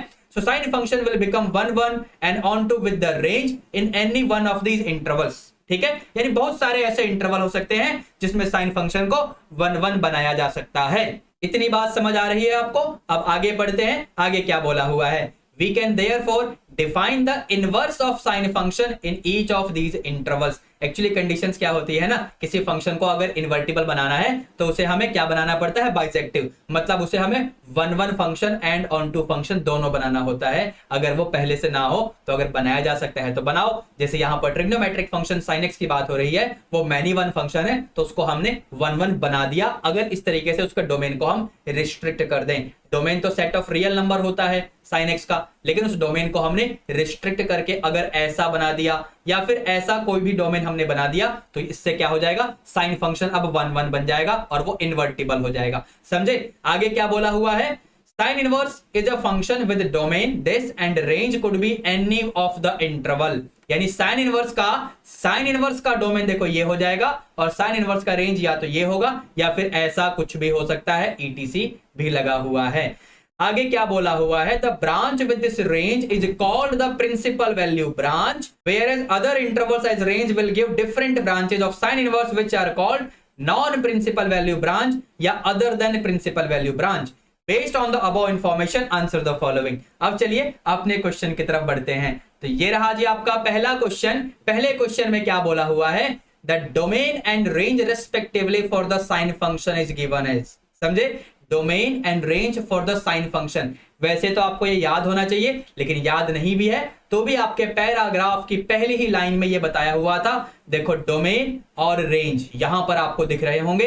डोमेन मतलब रियल नंबर, रेंज मतलब -1 से 1 क्लोज इंटरवल। तो रियल नंबर एंड -1 से 1 क्लोज इंटरवल, यानी ऑप्शन बी में आप देख लो। कंफ्यूज मत होना, यहां पर रेस्पेक्टिवली लिखा हुआ है, कंफ्यूज होकर ऑप्शन ए मत मार्क कर देना। समझे कि नहीं? अब आगे बढ़े। वैसे कंफ्यूजन के लिए मैंने ये वाला ऑप्शन भी दिया हुआ है, ठीक है ना। चलिए फिलहाल आगे बढ़ते हैं, जरा सेकंड पार्ट को देखते हैं। तो सेकंड पार्ट में क्या बोला हुआ है? तो यहां पर क्या बोला हुआ है? Once we restrict the domain of sine function to this interval then it becomes onto only 1-1 only 1-1 and onto both 1-1 and onto both, यानी इन्वर्टिबल हो जाता है। समझे कि नहीं? यानी इसका कौन सा सही हुआ? इसका थर्ड ऑप्शन सही हो गया सेकंड पार्ट के लिए। अब आगे बढ़ते हैं, जरा थर्ड पार्ट में क्या बोला गया है? तो थर्ड पार्ट में क्या बोला है बच्चों? From the information given above, if you are asked to write the range of the principal value branch of the function sin inverse x, then what could be your correct answer? देखो पहली बात आपको याद होना चाहिए, दूसरी बात अपने पैराग्राफ में लौटो और यहां देखो इसने प्रिंसिपल वैल्यू ब्रांच का जो रेंज है ना वो क्लियरली मेंशन किया हुआ है आप लोगों के लिए। यहां देखो ये बात की गई है इस वाले इंटरवल को हम क्या बोलते हैं, समझे कि नहीं? यानी यहां पर कौन सा आंसर सही हो जाएगा, कौन सा ऑप्शन सही हो जाएगा, तो एक बार ध्यान से देखो -π/2 से π/2 यानी ये वाला सही हो जाएगा। ऐसा आपको ऑप्शन ए में भी दिख रहा है और कुछ इसी टाइप का आपको ऑप्शन बी में भी दिख रहा होगा, समझे? लेकिन ब्रैकेट का स्टाइल देख लेना और यहां पर अपर वैल्यू लोअर वैल्यू देख लेना, ठीक है ना? तो ऑप्शन डी सही हो जाएगा थर्ड वाले पार्ट के लिए। अब आगे बढ़ते हैं जरा, फोर्थ पार्ट में क्या पूछा गया है, Which one of the following may be the non-principal value branch range of sin inverse function? देखो ये वाला तो प्रिंसिपल ब्रांच का है, इसको पहले ही काट दो, ठीक है? और यहां पर बाकियों को देखते हुए अगर हम ध्यान से देखें तो ठीक है, आंसर यहां पर लिख सकते हो, कैसे? ऑप्शन बी आ जाएगा। लेकिन जरा इधर आ जाओ और यहां पर देखो नॉन प्रिंसिपल ब्रांच के लिए ना आपको यहां पर दो इंटरवल इन्होंने दे रखे थे ऑलरेडी, ठीक है ना? और ये ETC तो लिखा ही हुआ है, यानी और भी आ सकते हैं। होता क्या है कि आपके पास जो भी प्रिंसिपल ब्रांच का रेंज होता है ना, ये रहा प्रिंसिपल ब्रांच का रेंज, इसका लोअर लिमिट और अपर लिमिट आपको दिख रहा है, उसमें या तो दोनों में +π करो या दोनों में -π करो, आपको नॉन प्रिंसिपल वैल्यू ब्रांच के रेंज मिलने शुरू हो जाएंगे। तो जैसे ही मैं दोनों में +π करूंगा ना तो मुझे क्या मिल रहा है, π/2, 3π/2। और ऐसा इंटरवल यहां पर कहीं है, यहां पर देखो ना π/2, 3π/2, समझे कि नहीं? यानी कौन सा ऑप्शन, ऑप्शन बी यहां पर सही हो गया चौथे पार्ट के लिए। ये तरीका याद रखना, ये तरीका ध्यान रखना बच्चों कि किस तरीके से नॉन प्रिंसिपल वैल्यू ब्रांच का रेंज निकालते हैं for the inverse trigonometric function. हमें बेसिकली याद होता है प्रिंसिपल वैल्यू ब्रांच का range for each and every inverse trigonometric function. तो आप क्या करिए, जो भी रेंज आपको याद है ना प्रिंसिपल वैल्यू ब्रांच के लिए, उसमें इंटरवल के लोअर एंड अपर वैल्यूज में आप क्या करिए, +π करते चलिए या -π करते चलिए, आपको नए नए इंटरवल्स मिलते जाएंगे। फिलहाल फोर्थ पार्ट का यहां पर हमने सॉल्यूशन कर लिया है। अब आगे बढ़ते हैं, जरा फिफ्थ पार्ट को देखते हैं। तो फिफ्थ पार्ट में बेसिकली क्या बोला गया है, what will be the principal value of this function. अब यहां पर आपके पास है साइन इनवर्स -√2/2। ध्यान से सुनना, यहां पर क्या इसे हम ऐसे लिख सकते हैं, लिख तो सकते हैं, कोई दिक्कत नहीं है, ठीक है? अब क्योंकि ये वैल्यू नेगेटिव है, इसका मतलब आंसर हमें फोर्थ क्वाड्रेंट में यानी क्लॉकवाइज चलते हुए मिलेगा। तो ये कब मिलेगा, अगर आपको ध्यान हो तो sin -π/4 आपको -1/√2 देने वाला है। मतलब ये वाला एंगल आपको दिख रहा है ना, -π/4 वाला एंगल, यही एंगल यहां पर आपको आंसर में मिलने वाला है। आंसर तो मैंने लिख दिया, ऑप्शन भी एक बार सिलेक्ट कर लो, यानी इसका ऑप्शन ए सही हो जाएगा। ठीक है बच्चों, अब चलते हैं जरा अगले क्वेश्चन की तरफ। तो ये रहा जी अगला क्वेश्चन, यानी सेक्शन बी का पहला क्वेश्चन। बेसिकली यहां पर 2 मार्क्स वाले क्वेश्चन मिलने वाले हैं। तो चलिए स्टार्ट करते हैं पहले क्वेश्चन का सॉल्यूशन, यानी क्वेश्चन 13 का सॉल्यूशन। तो यहां पर सबसे पहले हमें बोला गया है right the derivative of this function, और ये इंटरवल पे फोकस रखना, हमें डेरिवेटिव फाइंड करना है। तो सबसे पहले यहां पर मैं इसे ना y एज्यूम कर लूंगा। अब ध्यान से सुनना बच्चों, आप में से कुछ बच्चे तो ये सोच रहे होंगे कि ये तो डायरेक्ट फॉर्मूला होता है। हाँ अच्छी बात है, डायरेक्ट फॉर्मूला तो होता है, लेकिन इंटरवल क्या होता है, एक्सपेक्ट कंडीशन क्या होती है, स्क्रीन पे देखो ध्यान से, समझे? यानी इसे 2 tan इनवर्स x आप कब लिखोगे, कंडीशन दिख रहा है ना आपको, तो मतलब अभी हम इसे 2 tan इनवर्स x नहीं लिख सकते। तो क्या करेंगे बच्चों, तो यहां पर हम लोग सब्स्टिट्यूशन मेथड अप्लाई करते हुए जैसे ही x की जगह tan थीटा पुट करेंगे ना, तो आपका y क्या बनेगा, y आपका बन जाएगा sine inverse 2 tan theta upon 1 + tan square theta. इतना क्लियर है बच्चों, ठीक है ना? तो यहां से फर्दर क्या बनेगा, ये बनेगा sine inverse of sin 2 theta. अब सुनना ध्यान से, कहानी क्या होती है ना कि sine inverse of sin x को अगर हम x लिखते हैं तो ये x आपका इस इंटरवल में होना चाहिए, ये x आपका इस principal value branch range of sine inverse x के इंटरवल में होना चाहिए, समझे कि नहीं? लेकिन यहां पर ये 2 थीटा है, ये कौन से इंटरवल में है ये हमको पता ही नहीं है, तो हमें इंटरवल पता करना पड़ेगा। बच्चों ध्यान से सुनना, यहां पर आपको बोला गया है कि x > 1 है, लेकिन आपको यह भी तो पता है कि x आपने tan थीटा माना हुआ है, तो tan थीटा 1 से बड़ा है। इसका मतलब ध्यान से सुनना, क्या इसे ऐसे लिखा जा सकता है ना? अब हम क्या करेंगे, टेन इनवर्स जैसे ही अप्लाई करेंगे ये बनेगा π/4 और ये बनेगा देखो आपका π/2। तो 2 थीटा बेसिकली आपके कौन से इंटरवल में आ जाएगा, तो 2 थीटा आपका इस इंटरवल में पहुंच जाएगा।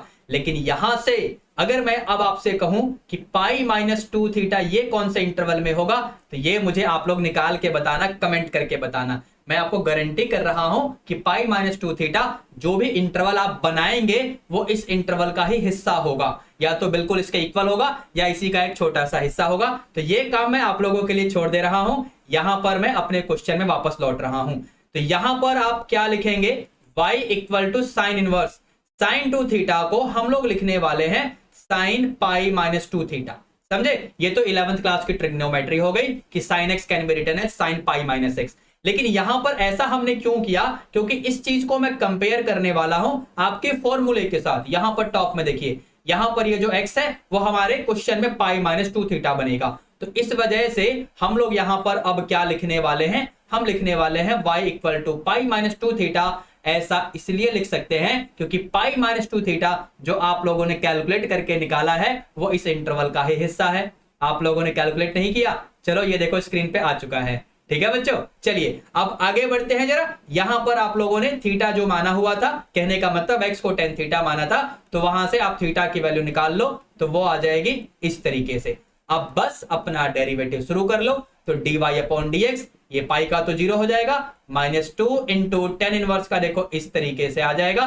यहां पर छोड़ सकते हो या मन करे तो एक स्टेप और लिख दो, यानी इस तरीके से लिख दो। ये फाइनली आपका आंसर हो गया इस वाले क्वेश्चन के लिए। ठीक है बच्चों, अब आगे बढ़ते हैं क्वेश्चन नंबर 14 की तरफ। ये रहा जी क्वेश्चन 14 आपके सामने आ चुका है। तो यहां पर क्या बोला हुआ है, आपको dy/dx तो निकालना है, लेकिन तब निकालना है जब x और y की वैल्यू ये दे रखी है और फंक्शन तो आपके सामने ये रहा। यहां पर ये जो फंक्शन दिया हुआ है ना बच्चों, ये इम्प्लिसिट फंक्शन है। तो चलिए अपना काम शुरू करेंगे हम लोग। फंक्शन तो कैसा भी हो हमें डेरिवेटिव करने आता है, तो चलो भैया काम शुरू कर दो। यहां पर जैसे ही आप लोग x के रेस्पेक्ट में डेरिवेटिव करेंगे ये बनेगा 2 sin y, sin y का cos y और एंगल का करेंगे y का x के रेस्पेक्ट में, तो y डैश आ जाएगा। यहां पर ये cos थीटा मतलब साइन ऑफ थीटा, थीटा मतलब x इंटू y को बोल रहा हूं मैं। तो हमें चेन रूल से x y का भी डेरिवेटिव करना होगा। तो x y dash plus y x का 1 RHS में k यानी कांस्टेंट जिसका डेरिवेटिव 0 हो जाएगा। यहां से हम लोग सिंप्लीफाई करते हुए y डैश एक तरफ कर लेंगे। अच्छा, ये आपका sin 2y बन जाएगा, ध्यान से देख लो, ये वाला sin 2y बन जाएगा फॉर्मूला। यहां पर इसको अंदर मल्टीप्लाई कर देते हैं, तो x into y dash into sine of this angle, फिर ये बनेगा minus y into sine of this angle. Now that is equal to 0। अब इसके बाद हम लोग क्या करने वाले हैं, यहां से y डैश कॉमन आएगा, तो ये बनेगा sin 2y minus x into sine x y. समझे, और यहां पर RHS में यानी साइड चेंज कर रहा हूं मैं, देखो इस तरीके से मिल जाएगा। तो यहां पर फट देनी आप लोग dy/dx यानी y डैश की वैल्यू लिख लो। तो ये क्या बनने वाला है आपका y sine x y upon sine 2y minus x into sine x y. अब इसमें हम लोग क्या करेंगे, यहां पर फाइनली x की जगह 1 और y की जगह π/4 पुट कर देंगे, जैसा कि क्वेश्चन में इसने बोला हुआ था। ठीक है, तो चलिए काम शुरू करिए। यहां पर dy/dx क्या आने वाला है देख लेते हैं बच्चों। तो y की जगह π/4 ये डाल दिया हमने। ठीक है बच्चों, अब इसके बाद मल्टीप्लाई में क्या है, तो sine x into y, x का मतलब 1 इंटू वाई यानी एक्स वाई का मतलब एक्चुअली हो जाएगा 1 इंटू π/4 यानी सिर्फ π/4 ही रहेगा। Moreover sine π/4 that means 1/√2 होने वाला है, और साइन π/2 दैट मीन्स 1 होने वाला है। ध्यान रखना, इसे हम डायरेक्टली यहां पर यूज करने वाले हैं। तो क्योंकि यहां पर ये साइन π/4 तो बनने ही वाला है, तो एक काम करो ना, यहां पर डायरेक्टली 1/√2 लिख ही दो। तो ये लिखा मैंने डायरेक्टली 1/√2 आपके लिए। अब इसके बाद डिनोमिनेटर में आ जाओ आप लोग, तो साइन 2y जिसकी वैल्यू क्या हो जाएगी 2 इंटू वाई, 2y समझे, यानी साइन π/2, साइन π/2 यानी 1 minus x into sine x y, x का मतलब 1 और साइन एक्स वाई यानी साइन π/4 यानी 1/√2। ये भी आपको इस तरीके से मिलेगा। अब फर्दर यहां से हमें सिंप्लीफाई कर लेना है, तो चलो जी काम शुरू करते हैं। यहां पर क्या होने वाला है, तो ये बनेगा आपका dy/dx। Now that is equal to, ऊपर से आपका आएगा π/4√2 और नीचे आपका बनने वाला है बेसिकली √2/√2 -1, यहां से जो चीजें कैंसिल हो रही है उनको कैंसिल कर लो और फाइनली आपको मिलेगा पाई अपॉन 4 ब्रैकेट में √2 - 1, ये ब्रैकेट क्लोज कर दो। ये फाइनली इस क्वेश्चन का आंसर हो गया बच्चों, ठीक है ना। अच्छा क्वेश्चन है, चलिए आगे बढ़ते हैं जरा नेक्स्ट क्वेश्चन की तरफ। तो ये रहा नेक्स्ट क्वेश्चन आपके सामने, यहां पर आपको डेरिवेटिव करना है इस फंक्शन का जो कि आपके सामने है। तो चलिए काम शुरू करते हैं। सबसे पहले इसे मैं ना y एज्यूम करने वाला हूं। लेट मी से कि ये जो भी आपका फंक्शन है ये y है, मतलब y is equal to log of tangent of angle आपको दिख ही रहा है π/4 प्लस x/2। तो जैसे ही आप लोग डेरिवेटिव करेंगे ना, यानी इस स्टेप के बाद, तो जैसे ही हम लोग यहां पर डेरिवेटिव स्टार्ट करेंगे तो क्या बनेगा, y का dy अपॉन dx। अब log का क्या होगा, तो 1 अपॉन टेंजेंट यानी 1 अपॉन टेन थीटा। ये थीटा कहां से आया, मैं यहां पर थीटा बेसिकली π/4 प्लस x/2 को बोलने वाला हूं, ताकि मुझे बार बार इतना ना लिखना पड़े, ये लास्ट वाले स्टेप में लिख लूंगा, ठीक है। अब इसके बाद हम टेन थीटा का भी डेरिवेटिव करेंगे, समझे, यानी d/dx of tangent of the angle, angle मैंने थीटा मान लिया है बच्चों, ध्यान रखना। ये बन जाएगा आपका कोटेंजेंट ऑफ थीटा, ठीक है। और टेन थीटा का डेरिवेटिव क्या होगा, तो secant square theta into d/dx of theta, लेकिन थीटा क्या था, तो π/4 प्लस x/2 था, ध्यान रखना। तो ये क्या बनने वाला है आपका कॉट थीटा, यानी कॉस अपॉन साइन, यहां पर सीकेंट स्क्वायर यानी 1 अपॉन कॉस स्क्वायर, और यहां से क्या आने वाला है बच्चों, π/4 का 0 प्लस x/2 का 1/2, ठीक है।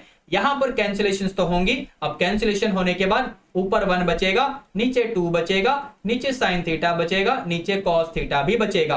तो फाइनली ये आपको मिल जाएगा 1 अपॉन साइन 2 थीटा, जिसे आप लोग क्या लिख सकते हैं, तो कॉसिकेंट 2 थीटा लिख सकते हैं, समझे। लेकिन थीटा क्या था, तो π/4 प्लस x/2 था, मतलब ये क्या हो जाएगा, ये बनेगा कॉसिकेंट π/2 प्लस x। ध्यान से देख लो, 2 को अंदर मल्टीप्लाई कर दिया है। अब इसके बाद यहां पर क्या हो जाएगा, कॉम्प्लीमेंट्री चेंजेस हो जाएंगे, मतलब कॉसिकेंट 90 प्लस x क्या हो जाएगा, तो ये सीकेंट x हो जाएगा। तो बस ये फाइनली आपका आंसर आ गया इस वाले क्वेश्चन के लिए। अब चलते हैं जरा नेक्स्ट क्वेश्चन की तरफ, यानी ये रहा जी अगला क्वेश्चन, यानी क्वेश्चन नंबर 15। यहां पर आपको एक मैट्रिक्स A दिया हुआ है, फिर एक मैट्रिक्स B इनवर्स दिया हुआ है। आपको फाइंड तो ये करना है, लेकिन एक कंडीशन लगा दी है कि without actually finding the inverse of A।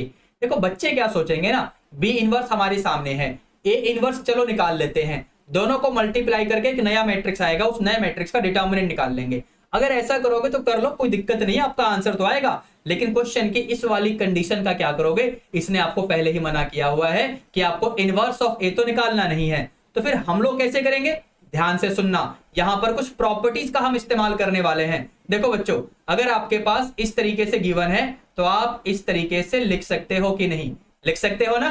तो चलिए अपना काम शुरू करो, यहां पर इसे आप फट देनी, देखो इस तरीके से लिख दो, कोई दिक्कत तो नहीं, कोई दिक्कत तो नहीं किसी को।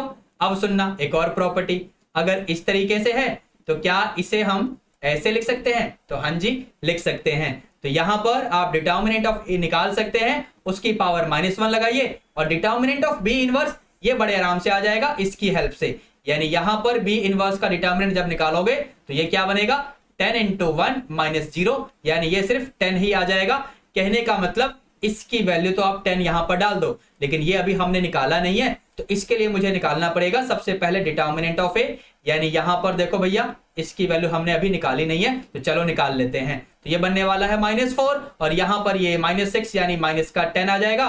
तो यहां पर आप लोग क्या लिखेंगे, -10 की पावर -1 और इंटू में 10, तो ये क्या बनेगा, -1/10 × 10, यानी समझे, आंसर आ गया -1 इस वाले क्वेश्चन के लिए। ठीक है बच्चों, इसी के साथ हम आगे बढ़ते हैं क्वेश्चन नंबर 16 की तरफ। तो ये रहा जी क्वेश्चन नंबर 16 आपके सामने आ चुका है, यानी सेक्शन सी, यानी 3 मार्क्स वाले क्वेश्चन स्टार्ट हो चुके हैं।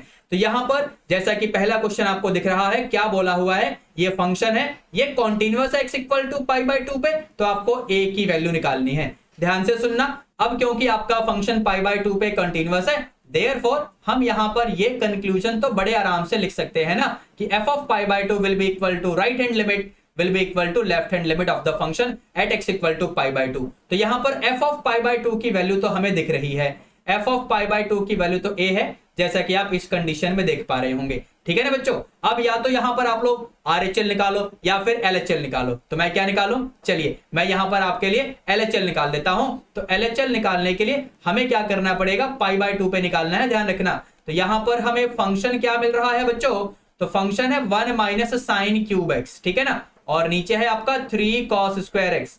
जैसे ही x की जगह पाई बाय 2 डालोगे 0/0 फॉर्म तैयार बैठी है, मतलब सिंप्लीफाई करना पड़ेगा। अब सिंप्लीफाई कैसे करें हम लोग, ध्यान से सुनना मैं क्या बताने वाला हूं आप लोगों को यहां पर। तो ये बन गया limit x approaches pi by 2 और 1 माइनस साइन क्यूब एक्स, यानी a cube minus b cube वाला फॉर्मूला, यानी a माइनस बी, ठीक है ना, यहां पर a square plus a b plus B square, ठीक है बच्चों, इतना तो हो गया। नीचे आपका पहले से ही 3 है, ध्यान रखना।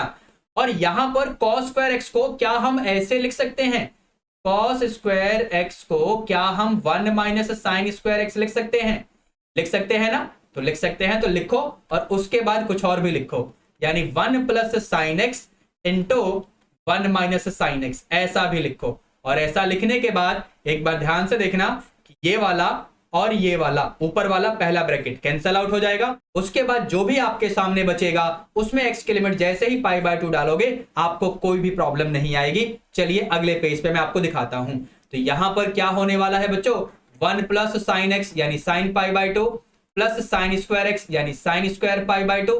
नीचे आपका पहले से ही 3 था और ये था 1 प्लस साइन एक्स यानी 1 प्लस साइन पाई बाय 2। एक बार रिकन्फर्म कर लेते हैं, 1 plus sine pi by 2 denominator में, ठीक है, और 3 भी है, और ऊपर आपका ये 1 माइनस साइन एक्स वाला तो कट गया, 1 plus sine pi by 2 plus sine square pi by 2, बिल्कुल ठीक है। यहां पर कैलकुलेशंस करते हैं, 1 प्लस 1 स्क्वायर यानी 1 ही रहेगा, यहां पर 3 और यहां पर 1 प्लस 1 यानी फाइनली ऊपर 3 और नीचे भी 3 यानी 1/2 आ गया। LHL की इस वैल्यू को इक्वेशन फर्स्ट में पुट करिए और यहां पर देखते रहिए कि f ऑफ पाई बाय 2 इसे भी इक्वेशन फर्स्ट में पुट करना है, यानी a इक्वल टू क्या आने वाला है बच्चों, a इक्वल टू 1/2 आने वाला है। तो ये रहा जी आपका आंसर इस क्वेश्चन का, ठीक है। अब आगे बढ़ते हैं, जरा अगला क्वेश्चन देखते हैं। तो ये रहा जी अगला क्वेश्चन आपके सामने, यानी यहां पर एक अल्टरनेटिव है, यानी पैरामीट्रिक डिफरेंशिएशन हमें करना होगा। Basically dx by dt dy by dt करना होगा, तब dy अपॉन dx आएगा। उसके बाद हमें उसमें पैरामीटर t की जगह पाई बाय 4 भी पुट करना है। तो चलिए काम शुरू करते हैं जरा। यहां पर सबसे पहले हम लोग dx बाय dt लिखने वाले हैं। तो dx बाय dt यानी a sin 2t बाहर रखो, ब्रैकेट के अंदर वाले का करोगे तो माइनस साइन 2t आएगा, 1 का 0, cos का माइनस साइन 2t, एंगल में से भी 2 आ जाएगा, प्लस अब यहां पर a into 1 plus cos 2t इसे बाहर रखो और फिर साइन 2t वाले का करोगे तो वो क्या आ जाएगा आपका 2 cos 2t, ठीक है ना। इसको सिंप्लीफाई करने का मन करे तो कर सकते हो सिंप्लीफाई, मैं नहीं करूंगा, वेट करना, बताऊंगा क्यों नहीं कर रहा हूं। यहां पर अब निकालो dy अपॉन dt, तो dy अपॉन dt सेम कहानी, यानी b cos 2t को बाहर करो, ब्रैकेट के अंदर जाओगे तो 1 का 0, यहां पर नेगेटिव पहले से है, यानी प्लस का 2 sin 2t मिल जाएगा, ठीक है। अब इसके बाद क्या करो, प्लस का b into 1 minus cos 2t इसे बाहर करो, अब इसका करोगे तो वहां से एक माइनस का आएगा, मतलब cos का हो जाएगा माइनस साइन थीटा और एंगल में से भी 2 आ जाएगा। अब क्योंकि आपको निकालना है dy अपॉन dx, तो इसके लिए हम लोग क्या करने वाले हैं, dy अपॉन dt को डिवाइड करने वाले हैं dx बाय dt के साथ। तो चलिए काम शुरू करते हैं। तो यहां पर dy अपॉन dx फाइनली आपका क्या आने वाला है बच्चों, तो यहां पर जो भी आने वाला है तो इसको मैं लिखूंगा 2b sin 2t into cos 2t, ठीक है ना, इतना क्लियर। और यहां पर क्या होने वाला है आपका माइनस 2b sin 2t और ब्रैकेट में 1 माइनस cos 2t, इतना क्लियर सभी को। अब इसके बाद डिनोमिनेटर में हम लोग dx बाय dt की वैल्यू पुट करेंगे, तो ये क्या आने वाली है बच्चों 2a यहां पर cos 2t और ब्रैकेट में 1 प्लस cos 2t वाला, ध्यान से देखिए मैंने इसे आगे लिख दिया, ठीक है। अब ये वाला बचा हुआ है, यानी माइनस 2a ये बन जाएगा साइन स्क्वायर 2t। अब सुनना ध्यान से बच्चों, आपके क्वेश्चन में t की जगह क्या है बच्चों, तो पाई बाय 4 है, और अगर t की जगह पाई बाय 4 है तो यहां से आप पहले लिखो 2t की वैल्यू यानी पाई बाय 2, समझे। अब सुनना ध्यान से बच्चों, साइन 2t यानी साइन पाई बाय 2 यानी 1, समझे, cos 2t यानी cos पाई बाय 2 यानी 0। इन वैल्यूज को माइंड में रखना, इन्हें यहां पर पुट करने वाला हूं मैं, लेकिन ये काम अगले पेज पे करेंगे, ठीक है। तो मुझे बार बार इस पेज पे वापस ना आना पड़े, इसलिए मैं क्या करने वाला हूं, इस चीज को कॉपी कर लूंगा और चलते हैं जरा अगले पेज पे, ठीक है। So let me do it here for you. तो ये रहा जी, नेक्स्ट पेज पे हम आ चुके हैं। तो जैसा कि आप यहां पर पहले ही डिसाइड कर चुके हो कि sin 2t का मतलब क्या होने वाला है, तो 1, एंड cos 2t का मतलब क्या होने वाला है, तो 0। तो चलिए अपना काम शुरू करते हैं, यानी एट x इक्वल टू π/4 हमें अपना dy/dx का वैल्यू पता करना है। तो न्यूमरेटर में देखते रहो, ये बनेगा 2b इंटू sin 2t यानी 1, cos 2t यानी 0, माइनस 2b sin 2t यानी 1, ब्रैकेट में 1 माइनस cos 2t यानी 0।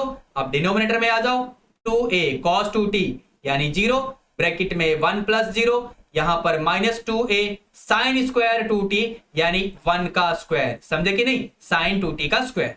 ठीक है बच्चों, तो यहां पर न्यूमरेटर में ध्यान से देखना, ये पहले वाला टर्म क्या होने वाला है, तो 0, और यहां पर देखो ब्रैकेट में से 1 मिलेगा और यहां पर आपका माइनस 2b हो जाएगा, नीचे आपका ये भी 0 और यहां से माइनस 2a मिलेगा, फाइनली आपको मिलेगा minus 2b upon minus 2a यानी b अपॉन a। तो ये आपका आंसर हो गया इस वाले क्वेश्चन के लिए। ठीक है बच्चों, अब चलते हैं जरा अगले क्वेश्चन की तरफ, लेकिन जरा इसको यहां से हटा दूं फाइनली। ठीक है, तो ये आपका देखो यहां से क्वेश्चन स्टार्ट हुआ dx/dt dy/dt। मैंने सिंप्लीफाई इसलिए नहीं किया था क्योंकि आपके क्वेश्चन में स्पेशली dy/dx नहीं पूछा हुआ है, dy/dx का ना वैल्यू पूछा हुआ है एट t इक्वल टू π/4, इसलिए मैंने dx/dt या dy/dt को सिंप्लीफाई नहीं किया, समझे। डायरेक्टली यहां वैल्यू पुट करते हुए dy/dx निकाल लिया और उसको अगले पेज पे लेकर गया और अपना कैलकुलेशन करते हुए फाइनली आंसर आपके सामने आ चुका है। ठीक है बच्चों, अब चलते हैं जरा नेक्स्ट क्वेश्चन की तरफ। तो ये रहा जी नेक्स्ट क्वेश्चन आपके सामने।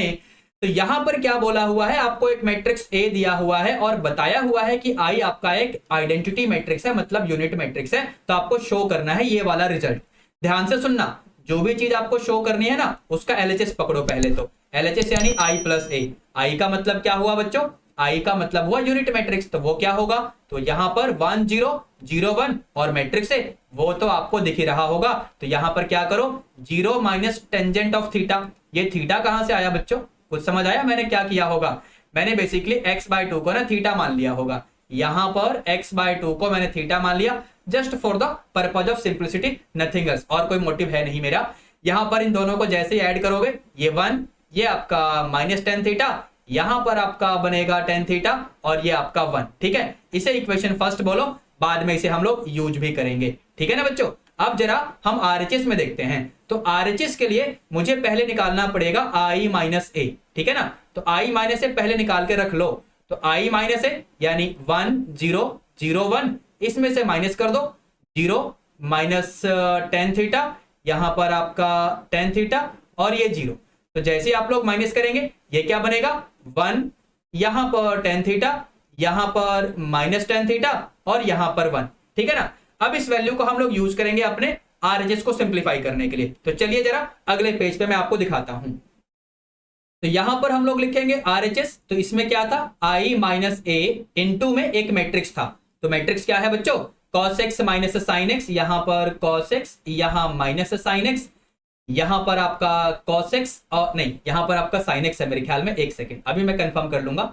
यहां पर आपका sin x और यहां पर cos x। ठीक है, तो यहां पर एक बार कंफर्म कर लो, हाँ बिल्कुल ठीक है, ओके। अब क्योंकि मैंने x को यहां पर क्या माना हुआ है, मैंने x/2 को थीटा माना हुआ है, तो यहां से x मिल जाएगा 2 थीटा, समझे। मैंने x नहीं माना था, मैंने x/2 माना था, बट डोंट वरी, x की वैल्यू 2 थीटा आ चुकी है। अब इस वैल्यू को हम यहां पर यूज करते हुए अपना काम करेंगे। अच्छा, फिलहाल i माइनस ए, इसकी वैल्यू भी आपने निकाली है, तो ये आपका 1 tan theta minus tan theta और 1 यानी 1, यहां पर आप लिखो टेन थीटा, यहां पर आप लिखो माइनस टेन थीटा और यहां पर 1।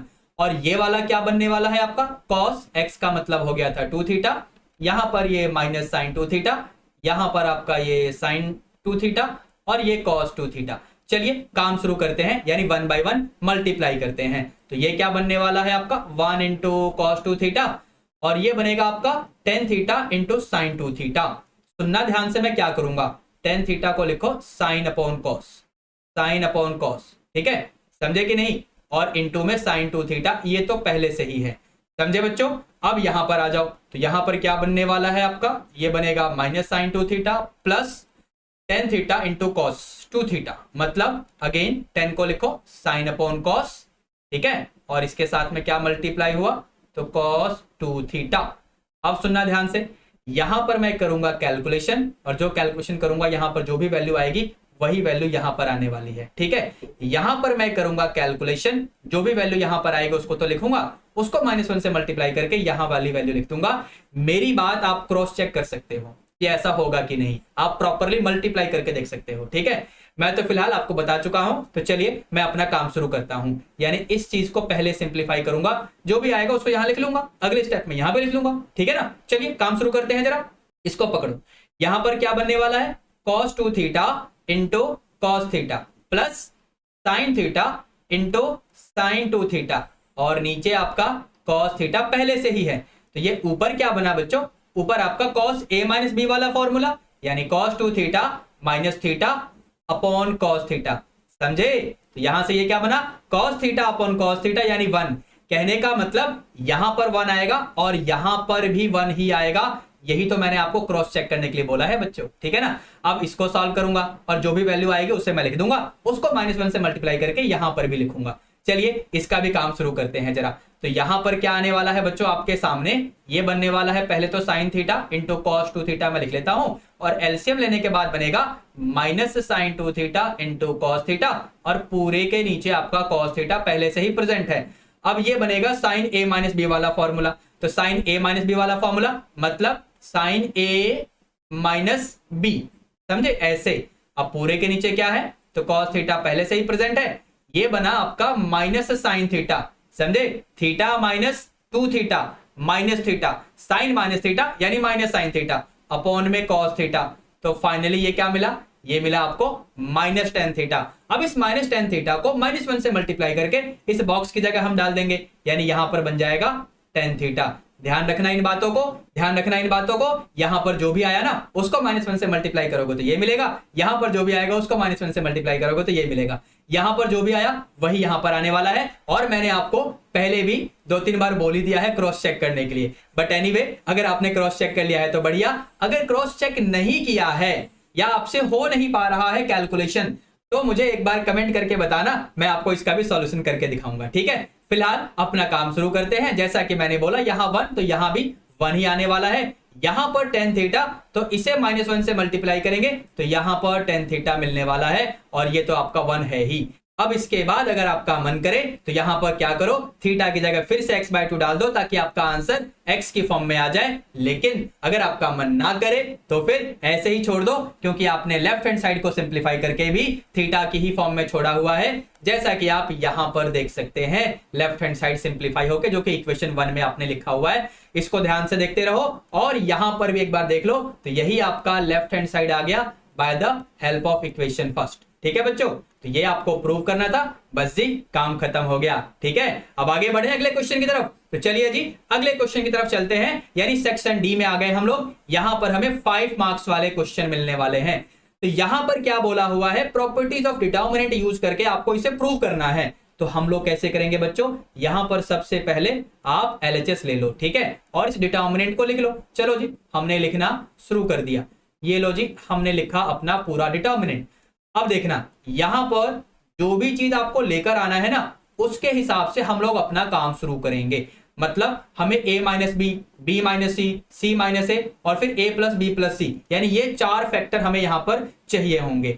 1 by 1 अगर आप टारगेट करना चाहते हैं तो कोई दिक्कत नहीं है, 1 by 1 टारगेट कर सकते हैं। मतलब यहां पर सबसे पहले मैं प्रॉपर्टी लगाऊंगा R1 changes to R1 plus R2 plus R3। जैसे ही मैं ये प्रॉपर्टी लगाऊंगा यहां बनेगा a plus B plus C, यहां पर भी a प्लस बी प्लस सी, समझे, और यहां पर भी a प्लस बी प्लस सी। बाकी चीजों को तो हमने डिस्टर्ब नहीं करना है, जैसा है वैसा ही रहने दो। अब इसके बाद हम लोग यहां से कुछ कॉमन तो ले सकते हैं। अब क्या कॉमन है आपको दिख रहा होगा, taking a plus B plus c. Now this is common. कहां से कॉमन है बच्चों, कॉमन फ्रॉम, कहां से कॉमन है बच्चों, तो रो 1 में से ये चीज कॉमन है। तो चलिए कॉमन लेते हैं, जरा नेक्स्ट पेज पे चलते हैं। तो यहां पर जैसे हम लोग आएंगे तो ये आपका a plus B plus C, यहां पर क्योंकि आपने 1 1 तो कॉमन ही ले लिया है, यहां a square b square c square था ही, एक बार कंफर्म कर लो, बिल्कुल ठीक है। यहां पर आपका b प्लस सी है बच्चों, यहां b प्लस सी, यहां c प्लस ए, एक बार देख लो, बिल्कुल ठीक है, और यहां पर a प्लस बी। अब हमें क्या करना है, 1 क्योंकि यहां पर आ चुका है तो हमें इसे 0 बनाना है। तो मैं क्या प्रॉपर्टी लगाऊंगा, कॉलम 1 में से कॉलम 2 को सब्ट्रैक्ट करो एंड फिर कॉलम 2 में से कॉलम 3 को भी सब्ट्रैक्ट कर दो। तो once you are going to do this you will be getting a plus B plus C, यहां पर 0, यहां पर a square minus B square, यहां पर b माइनस ए मिलेगा, ध्यान से देखो c कैंसिल होने वाला है, यहां पर 0, यहां पर b स्क्वायर माइनस सी स्क्वायर, यहां पर c माइनस बी मिलेगा, यहां पर 1, ये c स्क्वायर और ये a प्लस बी। अब हम लोग क्या करने वाले हैं, यहां से दो चीजें हमें कॉमन दिख रही होंगी, taking a minus B and b minus C, ये दो चीजें मुझे कॉमन दिख रही हैं, taking these things common from c1 and c2 respectively, मतलब c1 में से a माइनस बी और c2 में से b माइनस सी। तो जैसे ये दोनों चीजें आप कॉमन लेंगे, बाहर आपको देखो ऐसा दिखेगा और ये वाला तो पहले से ही प्रेजेंट है, a प्लस बी प्लस सी वाला। यहां पर c1 में क्या होगा, ध्यान से देखते रहना, समझे, a plus B a minus b लिखा, उसके बाद a माइनस बी कॉमन लिया तो ये बच गया। यहां से a माइनस बी कॉमन लेने के कारण यहां -1 बच जाएगा, यहां पर 0, यहां पर b प्लस सी और यहां पर भी आपका -1 ही बचेगा, यहां पर c इनफैक्ट 1, यहां पर c स्क्वायर और यहां पर 1 प्लस बी। ठीक है, तो अब इसके बाद हम लोग क्या करेंगे बच्चों, यहां से या तो अब एक और फैक्टर कॉमन लेने की कोशिश करो या फिर एक्सपेंड कर दो। तो मैं तो एक्सपेंड ही कर दूंगा, तो एक्सपेंडिंग अलोंग, कहां से एक्सपेंड करूं, जहां पर 0 ज्यादा हो, मतलब रो 1 से एक्सपेंड कर दो। तो जैसे आप ये काम करेंगे, डेल्टा क्या मिलेगा, a माइनस बी, ये आपका b माइनस सी, ये आपका a प्लस बी प्लस सी, और इसे हमें अब यहां पर क्योंकि एक्सपेंड करके जो भी वैल्यू आएगी उससे मल्टीप्लाई करना पड़ेगा। तो ये देखो ध्यान से, मैं इस तरीके से कर रहा हूं, minus a minus B minus of minus B minus C, यानी प्लस का b प्लस का c हो जाएगा। तो यहां से इस ब्रैकेट में से देखो ये b वाला कटेगा, सिर्फ c माइनस a वाला आपको मिल जाएगा। तो a minus b into b minus c into c minus a into ये देखो ये मिल गया, और यही तुम्हारा राइट हैंड साइड था, जैसा कि आप यहां पर एक बार कंफर्म कर लो। ठीक है ना, बिल्कुल मैच करके देख लो, यही चीज आप लोगों को यहां पर मिल चुकी है। तो बस जी, हैंड्स प्रूव्ड, आपका काम हो चुका है। अब आगे बढ़ते हैं, जरा नेक्स्ट क्वेश्चन को देखते हैं। तो ये रहा जी, नेक्स्ट क्वेश्चन आपकी स्क्रीन पे आ चुका है। तो यहां पर क्या बोला हुआ है, आपको एक मैट्रिक्स ए दिया हुआ है, फिर बोला हुआ है ए स्क्वायर निकालो, फिर बाद में आपसे कोई चीज प्रूव करने के लिए बोली गई है। तो पहले ए स्क्वायर तो निकाल लूं, तो ए स्क्वायर निकालने के लिए मुझे क्या करना पड़ेगा, मैट्रिक्स ए को ए के ही साथ मल्टीप्लाई करना पड़ेगा। ये देखो जी, तो हमने यहां पर वैल्यू लिखना शुरू कर दिया है बच्चों। चलिए काम शुरू करते हैं, जरा यहां पर इसको इसी से मल्टीप्लाई करना है। तो -1 0, यहां पर 1 0 0, चलो जी मल्टीप्लाई शुरू करो फटाफट। तो ये क्या बनने वाला है, 1 इंटू 1 यानी 1 ही रहेगा, यहां पर -2 आएगा और यहां पर +1 यानी ये तो 0 हो गया। रो 1 इंटू C1 हो चुका है, रो 1 इंटू C2 करो, समझे, यानी -1, ये +1 और ये 0, यानी ये तो 0 आ गया, अच्छी बात है। ठीक है, अब इसके बाद क्या करो, रो 1 इंटू C3 करो, तो 1 इंटू 1 यहां पर 0 और ये भी 0, यानी ये 1 आ गया फाइनली। अब आगे बढ़ते हैं जरा, रो 2 इंटू C1 यानी 2 1 जा 2, -2 और यहां पर 0, समझे, यानी ये फाइनली आपका 0 आ जाएगा। फिर यहां पर आपका -2 और ये +1 यानी 1 -2 यानी -1 आएगा, अगला आपका 0 ही रहेगा। यहां पर 2 1 जा 2, ये 0 और ये 0, कहने का मतलब ये 2 रहेगा। यहां पर 1, ये 0 और ये भी 0 यानी 1 ही रहेगा। यहां -1 फिर 0 0 यानी ये -1 ही रहेगा। यहां पर 1 इंटू 1 बाकी सब 0, यानी इस तरीके से आपका मैट्रिक्स ए स्क्वायर आपके सामने आ चुका है बच्चों। अब हमें क्वेश्चन में अगला काम भी करना है। अगला काम, इसको ध्यान से देखते रहना, यहां पर या तो अब मैं ए इनवर्स निकालूं, समझे, लंबा हो जाएगा, आपको लगेगा कि 5 मार्क्स अब तो पक्का मिलेंगे, या फिर मैं बुद्धि लगाऊं और फिर से 5 मार्क्स पक्का ले लूं। मतलब बुद्धि क्या लगानी है हमें, हम इसे देखो किस तरीके से लिखने वाले हैं, दोनों ही तरफ या तो प्री मल्टीप्लाई कर दो मैट्रिक्स ए से या पोस्ट मल्टीप्लाई कर दो, जो आपका मन करे वो कर दो, यानी A square into A is equal to A inverse into A, समझे। तो ये बनेगा A cube equal to I. Are you getting me? अगर मैं यहां पर A cube equal to I prove कर पाया तो इसका मतलब ये हो जाएगा कि हम ये भी प्रूव कर पाए कि A square equal to A inverse होने वाला है, समझे कि नहीं। तो चलिए काम शुरू करते हैं यहां पर, यानी यहां पर ए क्यूब निकालते हैं, जिसका मतलब है ए इंटू ए स्क्वायर। ठीक है बच्चों, ये रहा आपका मैट्रिक्स ए, यानी मैंने मैट्रिक्स ए लिखना शुरू कर दिया है, ध्यान से देख लो बच्चों। ठीक है, ये मैट्रिक्स ए लिखा मैंने, अब इसे मल्टीप्लाई करना है मुझे ए स्क्वायर के साथ। तो यहां पर 1 इंटू 0 खत्म, ये आपका खत्म, ये 1 ही बचेगा। 1 इंटू 0 खत्म, ये आपका +1 और -1 यानी 0। 1 इंटू 1 ये -2 और 1 यानी 2 -2 यानी 0 हो जाएगा। यहां 0, यहां 0 और ये भी 0। यहां पर ये 0, ये +1 और 0 यानी +1 बचेगा। 2 1 जा 2 -2 और ये 0 यानी 0 ही बचेगा। यहां पर 1 इंटू 0 यानी खत्म, ये भी खत्म और ये भी खत्म यानी 0। यहां पर 0 0 और ये भी 0। यहां पर 1 इंटू 1 बाकी सब 0 यानी 1, यानी ये तो फाइनली आपका यूनिट मैट्रिक्स आ चुका है। So with the help of equation first हम ये कंक्लूड कर सकते हैं कि therefore a square equal to a inverse यहां पर पक्का होगा। तो हेंस प्रूव लिखो और अगले क्वेश्चन की तरफ भाग चलो। तो ये रहा जी आपका अगला क्वेश्चन। यहां पर जैसा कि आप देख रहे हैं क्वेश्चन नंबर 19। तो यहां पर क्या बोला हुआ है आपसे, आपको सॉल्व करना है। ये इक्वेशन आपके सामने है, ध्यान से देखना बच्चों मैं क्या करूंगा। यहां पर क्या इसे हम इस तरीके से लिख सकते हैं, देखो तो सही, क्या इसे ऐसे लिख सकते हैं। यहां पर जानबूझ के x स्क्वायर प्लस 1 को 1 प्लस एक्स स्क्वायर लिखा है मैंने। मोर ओवर फॉर्मूले कौन से यूज किए, ये देखो स्क्रीन पे आ चुके हैं आपके सामने। ठीक है बच्चों, फिलहाल अगले वाले में चलते हैं। तो अगले वाले में tan इनवर्स, ध्यान से देखना मैं क्या लिखूंगा, 2x upon 1 minus x square. लेकिन इस वजह से डिनोमिनेटर में एक -1 का भी फैक्टर आएगा, ध्यान रखना इस चीज को बच्चों, ठीक है ना। अच्छा RHS में आपका 2π/3 है ही। यहां पर जैसे ही अगले स्टेप में आप माइनस कॉमन लें तो इसे देखो इस तरीके से लिख सकते हो या नहीं, ध्यान से देखिए और समझिए।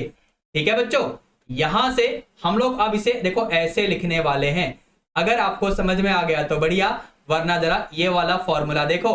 tan इनवर्स ऑफ -x क्या होता है बच्चों, तो माइनस tan इनवर्स x होता है। लेकिन cos इनवर्स ऑफ -x क्या होता है, ये होता है pi minus cos inverse x। ये वाला मैं यूज करने वाला हूं अगले स्टेप में, ये वाला मैं यूज कर चुका हूं इसी वाले स्टेप में। Now that is equal to 2π/3। तो जैसा कि मैंने बोला इस वाले में मैं फॉर्मूला यूज करने वाला हूं, तो ये बनेगा आपका pi minus cos inverse of 1 minus x square upon 1 plus x square. और ये आपका फॉर्मूला बन चुका है, यानी 2 tan इनवर्स x का formula. Now that is equal to 2π/3। ये भी फॉर्मूला है 2 tan इनवर्स x का ही। तो यहां पर पहले से ही 2 tan इनवर्स x प्रेजेंट है, यानी pi minus 2 tan inverse x minus 2 tan inverse x is equal to 2π/3। यहां से साइड चेंज कर लो तो pi minus 2π/3। Now that is equal to 4 tan inverse x। ठीक है, तो ये क्या बन जाएगा, 4 tan inverse x equal to π/3। अगले पेज पे हम लोग आ चुके हैं, यानी ये बन गया था π/3 is equal to 4 tan inverse x। यहां से tan इनवर्स x क्या मिल जाएगा आपको, तो π/12। तो फाइनली x आपको क्या मिल जाएगा, 10π/12। ठीक है, अगर आप चाहें तो अपना आंसर यहां पर छोड़ सकते हैं, हो सकता है आपको एक नंबर का लॉस उठाना पड़े, मतलब ये आगे सिंप्लीफाई होगा। तो कैसे होगा, π/12 मतलब 15 डिग्री, समझे। तो अब तो आपको समझ में आ गया होगा हम लोग क्या करने वाले हैं। यहां पर हम लोग लिखेंगे π/4 minus π/6, 45 degree minus 30 degree. 10a minus b का फॉर्मूला, यानी 10a minus 10b, 10a minus 10b upon 1 plus 10a into 10b। समझे बच्चों। अब चलो इनकी वैल्यू पुट कर दो, तो 10π/4 1 और इसकी वैल्यू आ जाएगी 1/√3। डिनोमिनेटर में भी आ जाओ इस तरीके से। ठीक है, अब आगे हमें इसे सिंप्लीफाई कर लेना है, तो ये बनेगा √3 - 1 अपॉन √3 + 1। यहीं पर छोड़ सकते हो अगेन, या फिर रेशनलाइज भी कर लो। तो जैसे ही रेशनलाइज करोगे ऊपर बनेगा आपका 3 + 1 - 2√3, √3 - 1 का होल स्क्वायर। नीचे a + b, a - b यानी 3 - 1 यानी 2 आ जाएगा। एक बार सिंप्लीफाई करो, 2 - √3 will be the final answer of this question, most simplified answer. ठीक है बच्चों, अब चलते हैं जरा अगले क्वेश्चन की तरफ, यानी क्वेश्चन नंबर 20 की तरफ। तो यहां पर आपको क्या बोला हुआ है बच्चों, आपको एक फंक्शन y दिया हुआ है, जैसा कि आपको दिख ही रहा है। आपको यह चीज प्रूव करनी है। चलिए काम शुरू करते हैं। जो प्रूव करना है वहां पर डेरिवेटिव है, तो क्या डायरेक्ट डिफरेंशिएशन कर दूं? अरे नहीं बच्चों, पहले लॉग की प्रॉपर्टी लगाइए। लेकिन ध्यान से बच्चों, अगर आपको लॉग की प्रॉपर्टी ध्यान ना हो तो गड़बड़ हो जाएगी। लॉग की प्रॉपर्टी मैंने डिस्कस की हुई है, प्री कैलकुलस का प्लेलिस्ट चेक कर लेना आप लोग, वहां पर आपको सारी प्रॉपर्टीज मिल जाएंगी। फिलहाल तो आपके रेफरेंस के लिए मैंने लिख दिया है। यहां पर पावर 2 को आगे करो तो आपको क्या मिलेगा, log ऑफ √x + 1/√x। एक बार ध्यान से देखना, क्या इसे फर्दर मैं ऐसे लिख सकता हूं या नहीं? लिख सकता हूं ना? बिल्कुल, ठीक है ना। यहां पर लॉग की अब एक और प्रॉपर्टी मैं लगा लूंगा, यानी log m minus log n वाली प्रॉपर्टी, समझे। और यहां तो मैंने सिर्फ एलसीएम लिया है बच्चों। तो फाइनली यहां से y क्या बना? 2 ब्रैकेट लगाओ log x plus 1 minus log root x, ठीक है बच्चों। अगेन ये रूट x वाले में प्रॉपर्टी लग जाएगी बच्चों, ये 2 को अंदर भेजते चलो, 2 log x plus 1 minus 2 into 1/2 into log x। Root x मतलब पावर हाफ, मैंने आगे कर दिया। आपका मन करे तो इस 2 और 1/2 को काट ही दो, मन ना करे तो कोई बात नहीं, संभाल के रखो। यहां पर अपना डेरिवेटिव शुरू कर दो। तो y यानी y डैश, ये 2 बाहर, इसका हो जाएगा इस तरीके से x का 1 प्लस 1 का 0। यहां पर 2 और हाफ कट चुके हैं बच्चों, ध्यान रखना, यानी -1/x आ जाएगा। कहने का मतलब आपको क्या मिला बच्चों? आपको मिला 2/x प्लस 1 माइनस 1/x, ठीक है। अब इसके बाद यहां पर हम एलसीएम ले लेंगे, तो ये बनेगा 2x माइनस x यानी x माइनस 1, और नीचे आपका हो जाएगा ये तो x प्लस 1 और ये इनटू में x, ये पूरा dy अपॉन dx यानी y डैश के इक्वल चल रहा है बच्चों, ठीक है। अब इसके बाद हम लोग क्या करेंगे बच्चों? यहां से क्रॉस मल्टीप्लाई करेंगे, लेकिन स्टाइल में क्रॉस मल्टीप्लाई करेंगे। ध्यान से सुनना मैं क्या करने वाला हूं, क्या स्टाइल मारने वाला हूं। यहां पर x into y dash is equal to x minus 1 upon x plus 1। समझ आया मैंने क्या किया? मैंने यहां पर डिनोमिनेटर में 2 चीजें लिखी हुई है ना, इसमें से सिर्फ x को लेकर गया क्रॉस मल्टीप्लाई करने के लिए, ठीक है। अब इसके बाद ध्यान से सुनना, यहां न्यूमरेटर में अगर आप +1 -1 कर दो, समझे, +1 -1 करोगे तो आपको ऐसा मिलेगा। ऐसा लिखने के बाद जैसे ही एलसीएम ब्रेक करेंगे आपको देखो इस तरीके से मिलने लगेगा, समझे बच्चों? क्लियर है सबको? अब यहां से दोबारा डेरिवेटिव कर दो, तो x बाहर, y double dash, y dash बाहर, x का 1, RHS में 1 का 0, यहां -2 बाहर करो, ये हो जाएगा -1 अपॉन x प्लस 1 का होल स्क्वायर, x का 1 प्लस 1 का 0, चेन रूल, समझे। यहां पर क्या बना? x y double dash plus y dash is equal to 2 upon x plus 1 का होल स्क्वायर, क्रॉस मल्टीप्लाई करो x इंटू x प्लस 1 का whole square into y double dash plus x plus 1 का whole square into y dash equal to 2 लिखोगे या -2 equal to 0 लिखोगे, आपके ऊपर है। क्वेश्चन में देख लो, यहां पर इक्वल टू 2 ही छोड़ा हुआ है, यहां पर आप देखो ना, यहां पर मैं कह रहा था, ठीक है ना। इसको अगर आप लेफ्ट हैंड साइड में लेकर आएंगे तो -2 इक्वल टू 0 बन जाएगा। क्वेश्चन में ऐसा होता तो हम भी यहां पर ऐसा ही करते, लेकिन फिलहाल तो क्योंकि मैंने क्रॉस मल्टीप्लाई किया ही है और यहां पर 2 बच ही गया, तो ये आपका हेंस प्रूव्ड, यहां लिखो और बल्ले बल्ले, ठीक है। अब चले अगले क्वेश्चन पे। यहां पर अगला क्वेश्चन क्या दिया हुआ है, इसका एक अल्टरनेटिव है, यानी ये आपका क्वेश्चन नंबर 20 का अल्टरनेटिव हो गया। इसको सॉल्व कैसे करना है?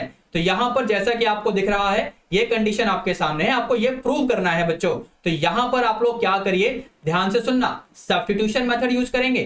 तो यहां पर सबसे पहले आप लोग एक्स स्क्वायर को ना साइन थीटा एज्यूम कर लो, और वाई स्क्वायर को आप लोग यहां पर साइन बीटा एज्यूम कर लो, ठीक है ना। तो यहां से क्या क्या हो जाएगा ध्यान से देखना, 1 माइनस एक्स की पावर 4, ये क्या बनेगा?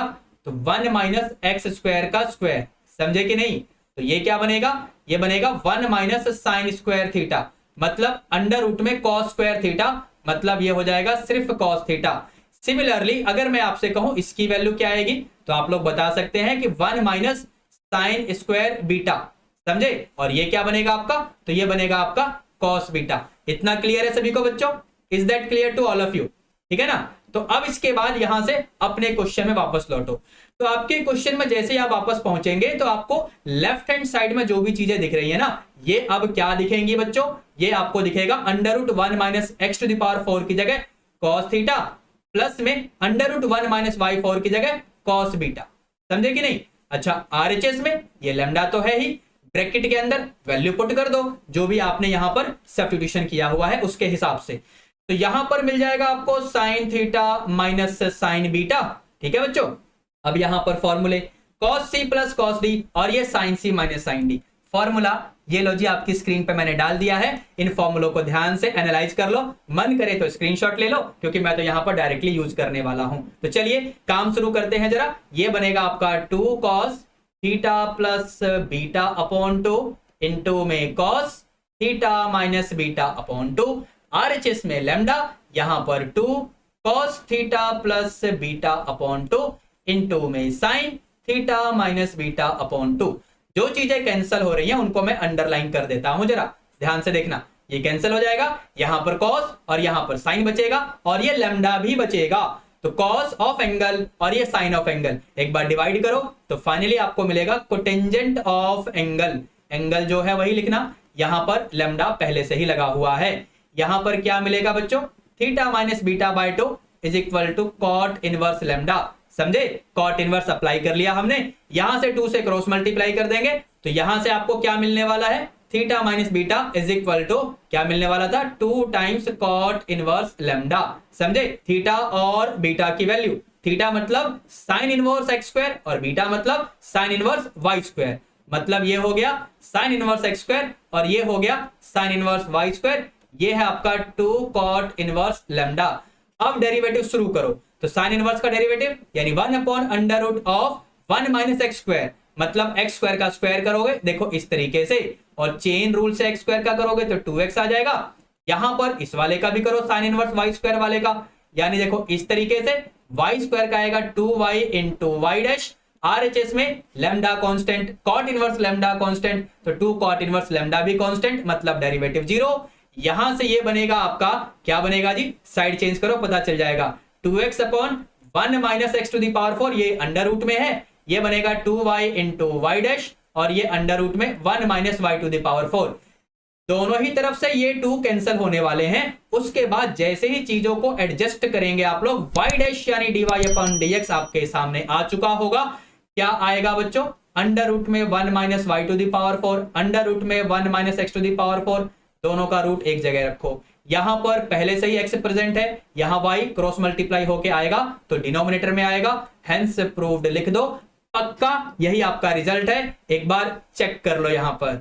समझे, ये देख लो जी, यही आपका रिजल्ट है, एक बार अगेन रिकन्फर्म कर लो। ठीक है बच्चों, सो बस बच्चों इसी के साथ हम लोग आज का सेशन वाइंड अप करेंगे। लेकिन इससे पहले कि मैं सेशन को क्लोज कर दूं, चलिए मैं आप लोगों को अपनी मैथमेटिशिया बुक्स से इंट्रोड्यूस करवा देता हूं। तो here we go to discuss about mathematics books of class 12th and class 11।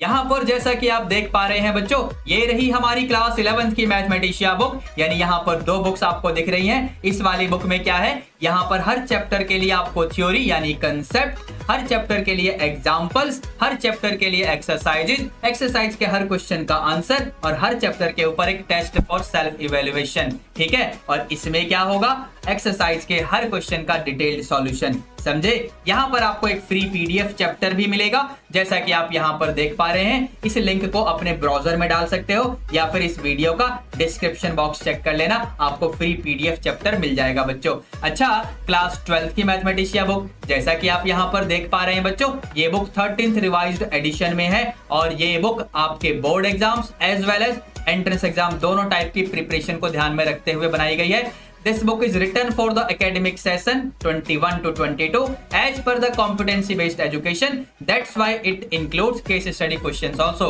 Moreover, this book also has been given with the detailed solution for each exercises question of each and every chapter. क्या यहाँ पर भी free chapters हैं? बिल्कुल, यहाँ पर तो 2 chapters आपको फ्री मिलने वाले हैं, यानी chapter 3 of your NCERT matrix वाला टॉपिक देख लो यहाँ पर, और चैप्टर 7 ऑफ योर NCERT यानी इंटीग्रेशन वाला चैप्टर। ठीक है, और ये लिंक आपको इस वीडियो के डिस्क्रिप्शन बॉक्स में भी मैंने डाल के दिए हुए हैं। ठीक है बच्चों, अब मैं जरा आपको कुछ और पब्लिकेशन भी दिखा दूं अपनी। तो ये रही हमारी NCERT एग्जाम्पलर प्रॉब्लम की सॉल्यूशंस बुक, मतलब क्लास 12th के लिए, और ये क्लास 11th के लिए। ठीक है, ये हमारी ऑब्जेक्टिव मैथमेटिशिया बुक है क्लास 12th के लिए। और क्या है हमारे पास, ये हमारा CBSE का चैप्टर वाइज PYQ वाला बुक है, ये वाला। समझे, और ये क्या है, ये CBSE के प्रीवियस ईयर के सॉल्व्ड पेपर वाली बुक है, लेकिन इसमें latest pattern based sample question paper भी ऐड किए जाते हैं। अगर आप लोग अपनी बुक को ऑर्डर करना चाहते हैं तो बुक्स ऑर्डर करने के लिए आप इस WhatsApp नंबर पे मैसेज कर सकते हैं, आप लोगों को सारी डिटेल प्रोवाइड कर दी जाएंगी along with the price description. अब आगे बढ़ते हैं जरा, और यहाँ पर इसे प्यारे से क्वेश्चन का आंसर करते हैं। इसका आंसर क्या होने वाला है, सब्सक्राइब तो कर लिया है ना? हाँ जी, बहुत बढ़िया, वेरी गुड। सब्सक्राइब तो कर लिया है ना? ना जी, ना जी क्यों? इस चैनल को सब्सक्राइब करके बेल नोटिफिकेशन प्रेस कर लेना, ताकि हर वीडियो की अपडेट आप लोगों को टाइम टू टाइम मिलती रहे। और फिर इस वीडियो को लाइक करने के बाद इस वीडियो को अपने सभी क्लासमेट्स के साथ भी शेयर कर देना। ठीक है बच्चों, तो चलिए बच्चों, इसी के साथ I am going to wind up the session for now. This is OP Gupta, your math mentor on this beautiful channel of yours, that is Mathematica by OP Gupta. Signing off for the day. Let's meet in the next class. Till then, be good, take care, all the best. Thank you.